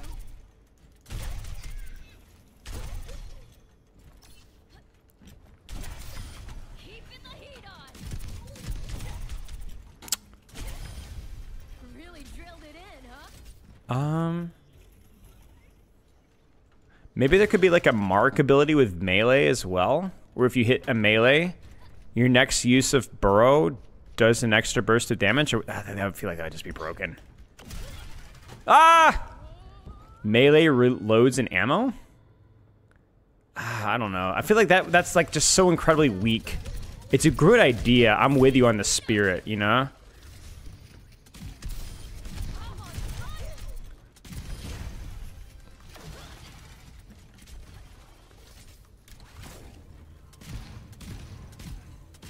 Overshield does not need an Venture, to be honest. I disagree. Venture definitely needs Overshields. Now, the scale of the Overshields, sure, maybe we can talk about that, but Venture would be trash if you took away Overshields. Like, straight up trash.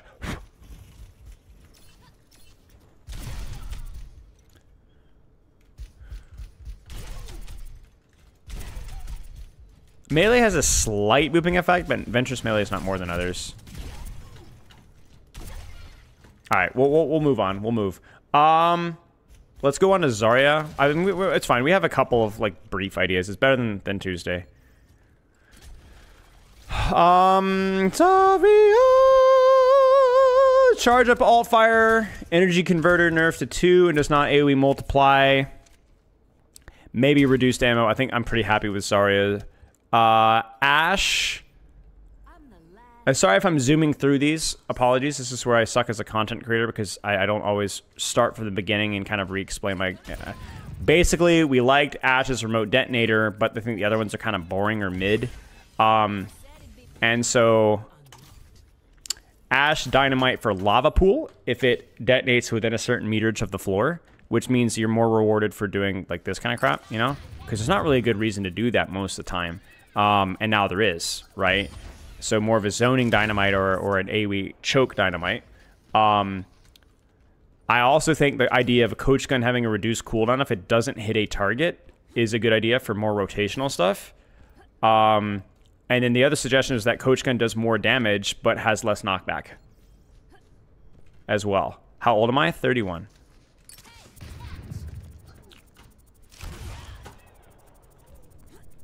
Your kingdom for a second coach gun charge? I don't like the concept of a second charge of an ability. I just like an ability that comes back slightly faster, so there's still windows of... It's easier to track the windows of vulnerability, if that makes sense. Thought you like 24? Thank you. Yeah, I'm an unk. I don't know, I like it. I'm actually looking back at it, I think our ideas for Ashe are pretty freaking good. And I say our because some of y'all did help me with it. A lot of, like, I would say, how many of these ideas were y'all's? So far, like 40% of them, something like that. You guys are not getting any money for this, so get fricked. You look chopped. I'm so out of vernacular. Is that bad or good? Chopped, Urban Dictionary.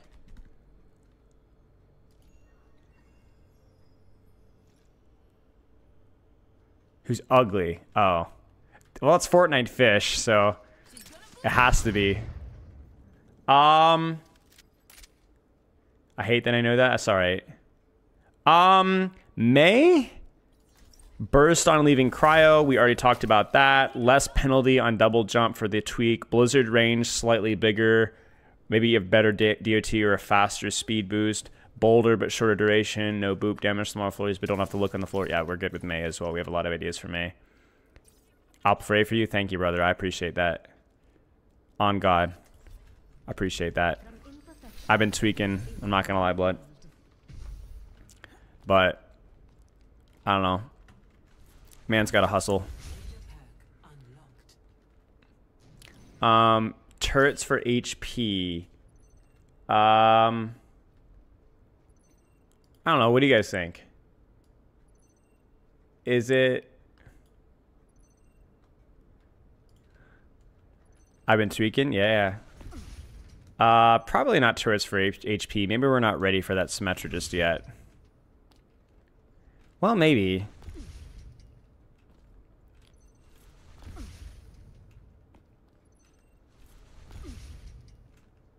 Turrets no longer slow. No, not turret HP.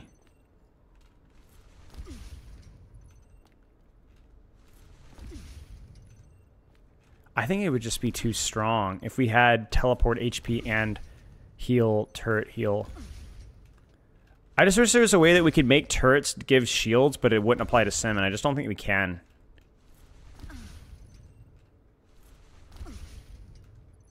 You get what I'm saying? There's just no way that that's going to be not broken. Like, can you imagine a TP bomb, or like you just do like this and you do that, and then you just go like that, and then you do this, and then you're being healed for like 40, 50 healing per second. There's no way that's not going to be broken.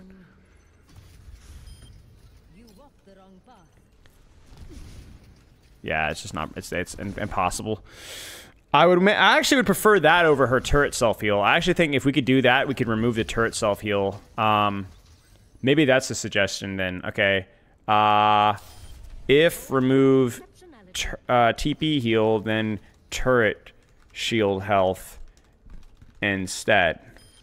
Cap of 20 does not stack with other turrets. So you could doing more than one turret wouldn't add your healing.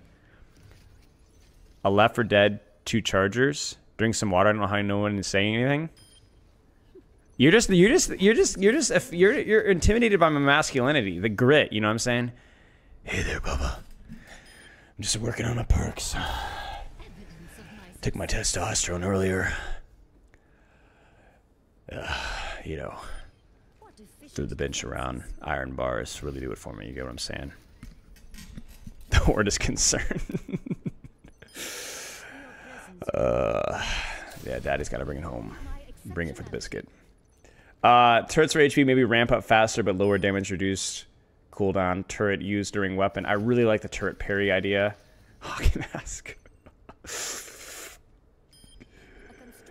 Detonate your teleport. That's not a bad idea, honestly. It'd be really silly, but it would definitely be a transformative perk, which would be pretty funny.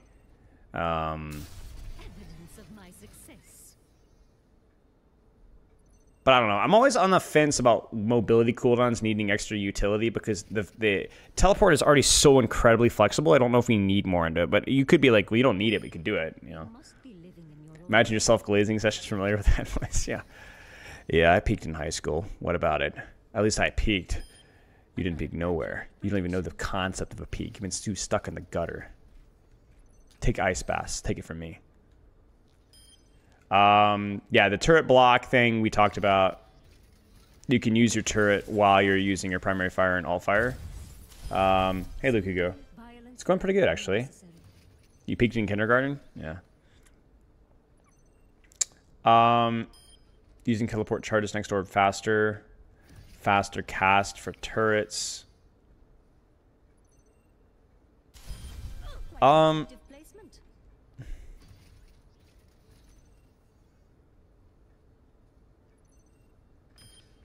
I don't think you can make teleporter any faster is the problem.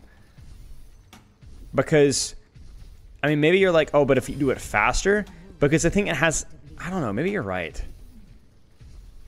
Because it's so freaking powerful, but your argument is that just, well, then make it go less far and just do more. I don't know. I don't know. Maybe. Maybe. Maybe I'm just a hater.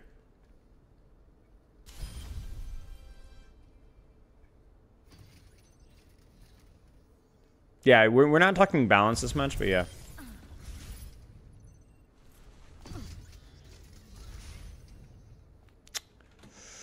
We already have some good ideas with Sem, but I'm trying to think if there's anything else that comes to mind.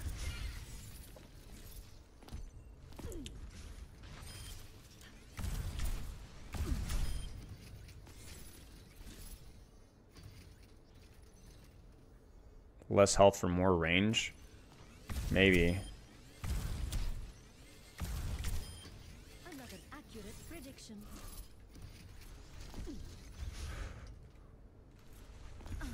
Yeah, I was thinking about that as well, Pyro Squid, but I just don't know. I feel like, I think the dark part of me just is like Simwall is just kind of cooked. Like, it's just kind of a cooked DPS ult, to be honest with you. It's just not good. It's good. It's way too good. It's just, yeah.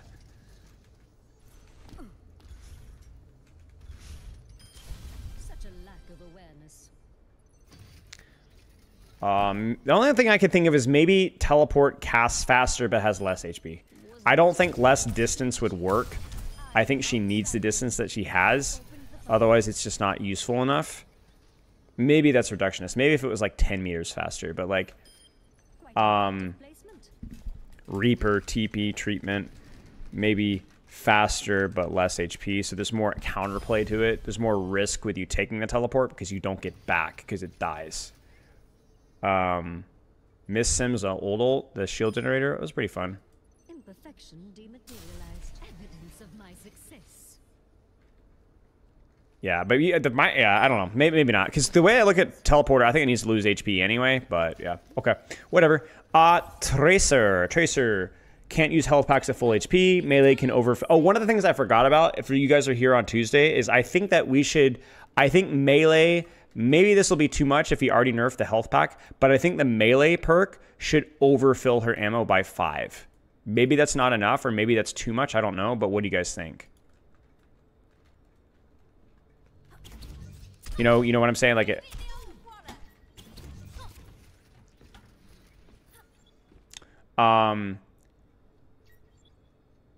More Tracer Bust? Well, we're significantly nerfing her other minor perk. And so we're trying to make it an actual choice. Like, her minor perk is getting a huge hammer. And then her major perk is also getting... Or major perk is also getting nerfed. Sorry. And then our major replacement was Recall does a pulse of damage. Or there's a small heal over time post-recall to encourage continued combat. I don't know. This seemed okay. I don't think there's anything you can do with Pulse Bomb. I don't think... I've thought about Pulse Bomb. I don't think there's anything you can do. Outside of... Well, hang on. Unless there was like a self-buff that Tracer could do to herself. The problem with melee is it's too inconsistent. It was inconsistent because you weren't rewarded for using it with a full clip. That was the problem. That's the inconsistency. Balancing Pulse Bomb. Balancing Pulse Bomb. Recall Pulse Bomb would be broken.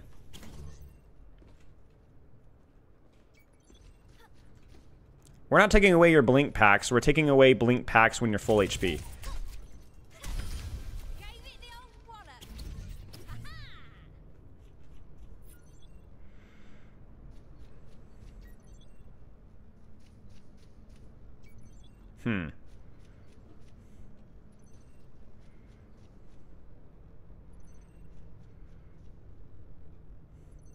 Wait.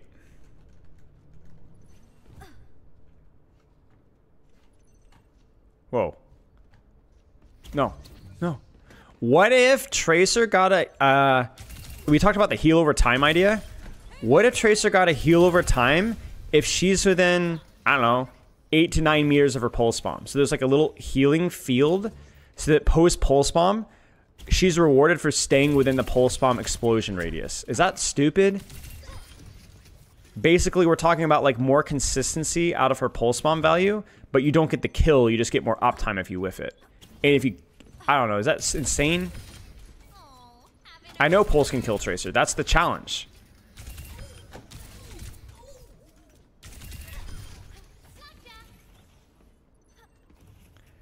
How I get back faster after inting? Here's the strat. You know how you get... This is how you use it. You do this, and then you grab your health back. You get what I'm saying?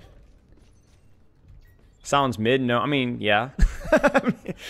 Yeah, Tracer's perks are so overtuned, though. That's the problem. I mean, maybe.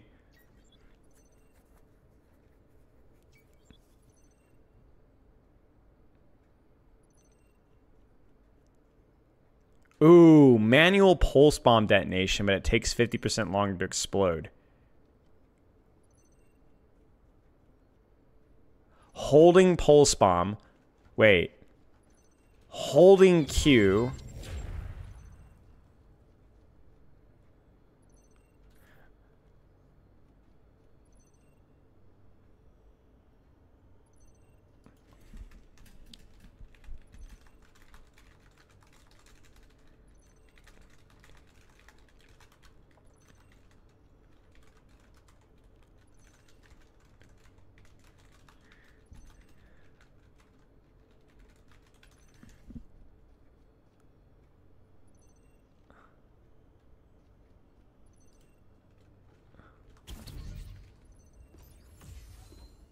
Holding pulse one gives you infinite blinks. So basically like running a marathon when you have to poop.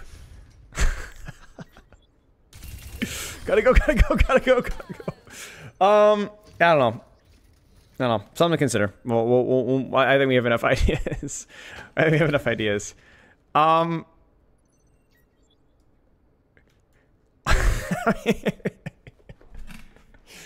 Ana speed boost post sleep dart.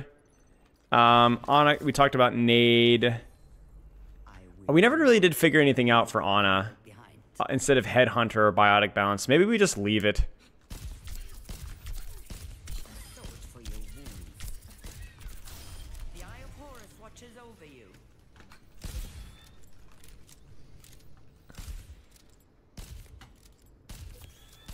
It makes Auto unstoppable. And just, you can't stop me! I don't know, man.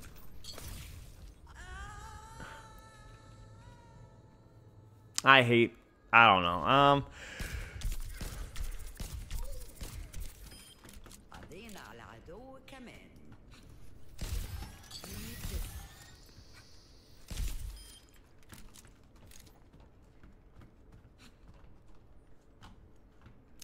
The next shot that you do on an anti-nated target deals 50% more damage. I am unbreakable.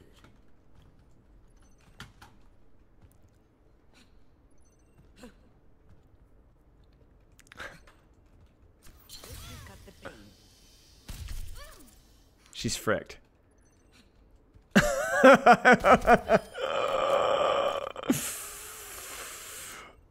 Wait, how much damage is nade? That's like 80, 90? Why don't I just press the button and look? 75, 75.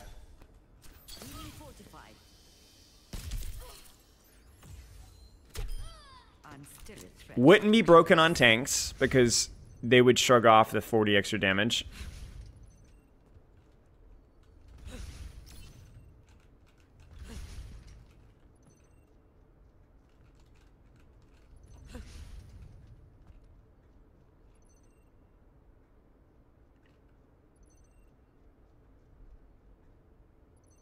Like, what if we made nade an actual combo ability and not like we've already talked about reducing its cooldown, right? But heck, if that's too broken, then nerf the damage on nade a little bit. Make it like 70 damage or 60 damage, right? But you have a reason to use the shot into nade because then your next combo actually is the finishing blow. And then you revert nade to 12 seconds. And then we balance from there. If we have to keep tweaking the nade healing or the nade damage, we already talked about reducing the anti-heal duration by a full second. Because it...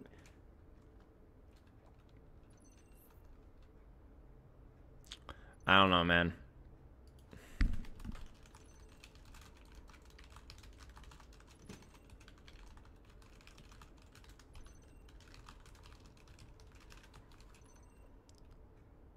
Two seconds anti's getting kind of short. Well, yeah.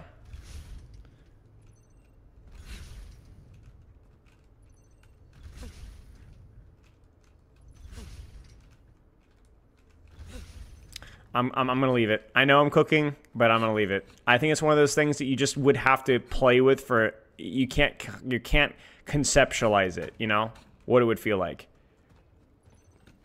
Brig. Reposition. Shield restores safely. Closing distance. Armor pack over health. Omnidirectional bash. Timing of bash gives damage reduction on shield timing, 30 to 40 more damage.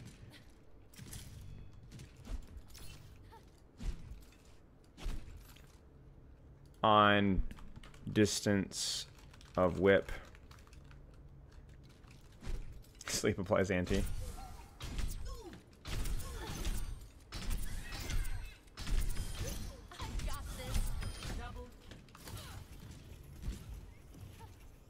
I think we're good with Brig. I liked Brack's idea about the bash parry. I still like shield restore as an option. I like over health for armor packs.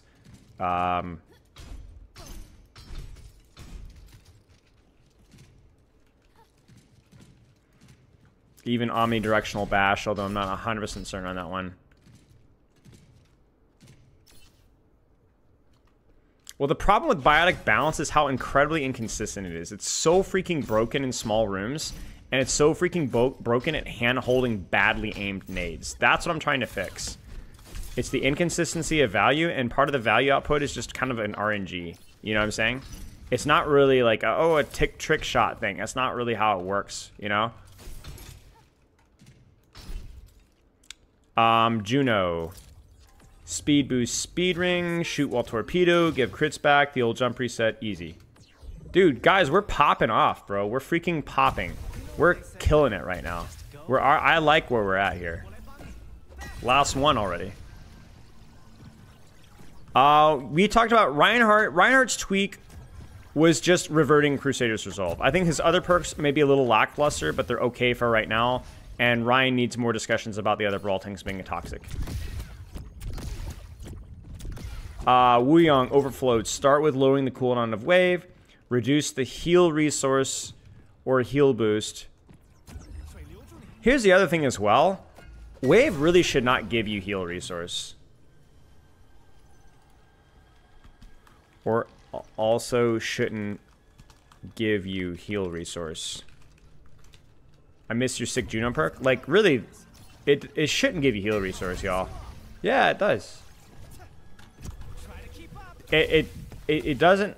They should lean way more onto the offensive side of wave more. Is moving blink boots into being a perk? What are blink boots? Tell me what's blink boots, Sarah Lee? 2 seconds of glide, 2-second duration, 4-second cooldown.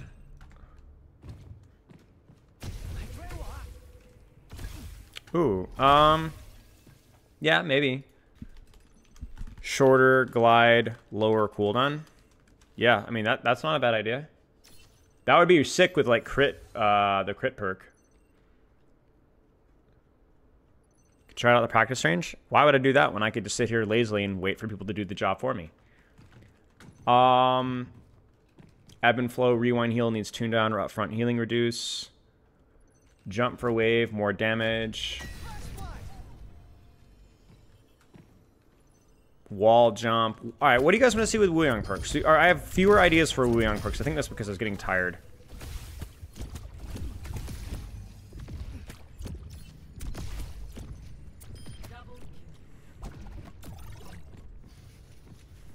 Oh, I've got one. I've got one.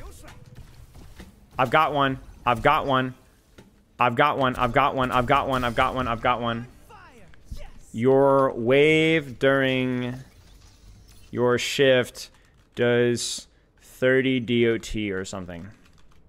Or a small boop. Dude, think about it. If I shift into you, it does a small amount of damage over time or it boops you every time I hit you. What is Wuyong atrociously bad at? Up close combat. That's correct. Do we change that? No, we don't. However, we reward you if you want to get up and dirty with it. You can maybe, you're still not good, but you might work it. Close range duels, right? Now, don't say, but Wuyong is good at everything. Yeah, we know. This is within context of other things and replacing the bad perks, not the good perks. What about a perk for unpowered shots? I don't know. I'm not so sure if I feel good about that necessarily. I think like it's the same reason why I don't like tri-shot, or I like the finesse with his primary fire. I don't think should ever go. Like I don't think we should compromise that in any way, shape, or form. Wall ride during a shift be better. I'm scared of wall ride. It feels encroaching on Lucio personality, not utility. Obviously, it doesn't matter, but yeah. It's a good idea, though. I mean, I don't really have a real obvious reason why not.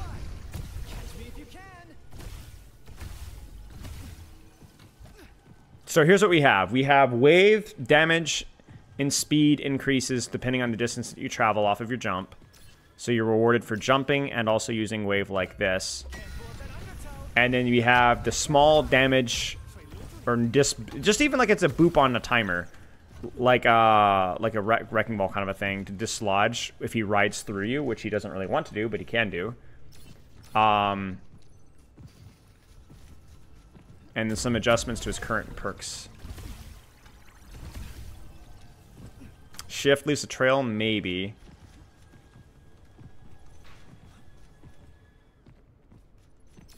He does too much damage to begin with. If you say from, well, we've already established that he does too much damage at range, for sure.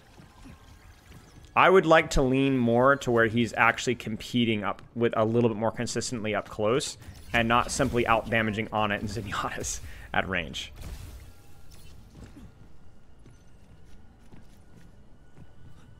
What about letting him manually detonate his ult by pressing Q again? I just wish there was a clear timing window of the ultimate. I think it's more of a quality of life thing and less of a perk thing. When falling off a high surface, he gets a short speed boost like Waterfall. Maybe,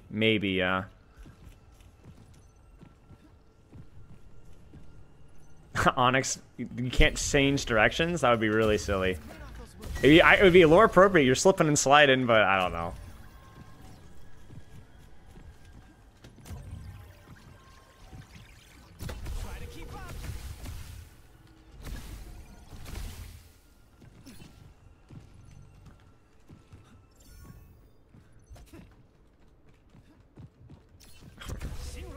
Necessarily.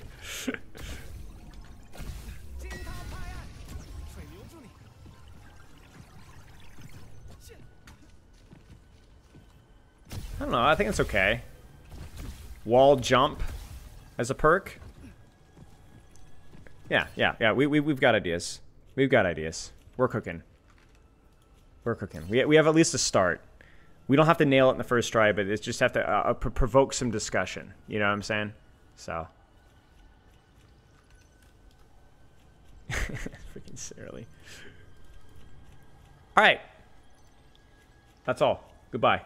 See you guys on Saturday. We'll be here with Hottie again. That's the plan. OWCS. Loves and kisses.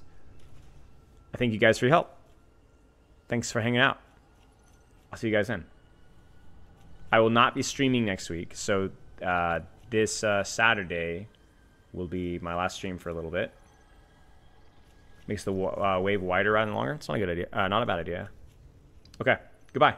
Goodbye, YouTube. Goodbye, Twitch. Stay fresh. Get some sleep, y'all. Have a good rest of your weekend. I'll see you guys in a few days. Spy a lot.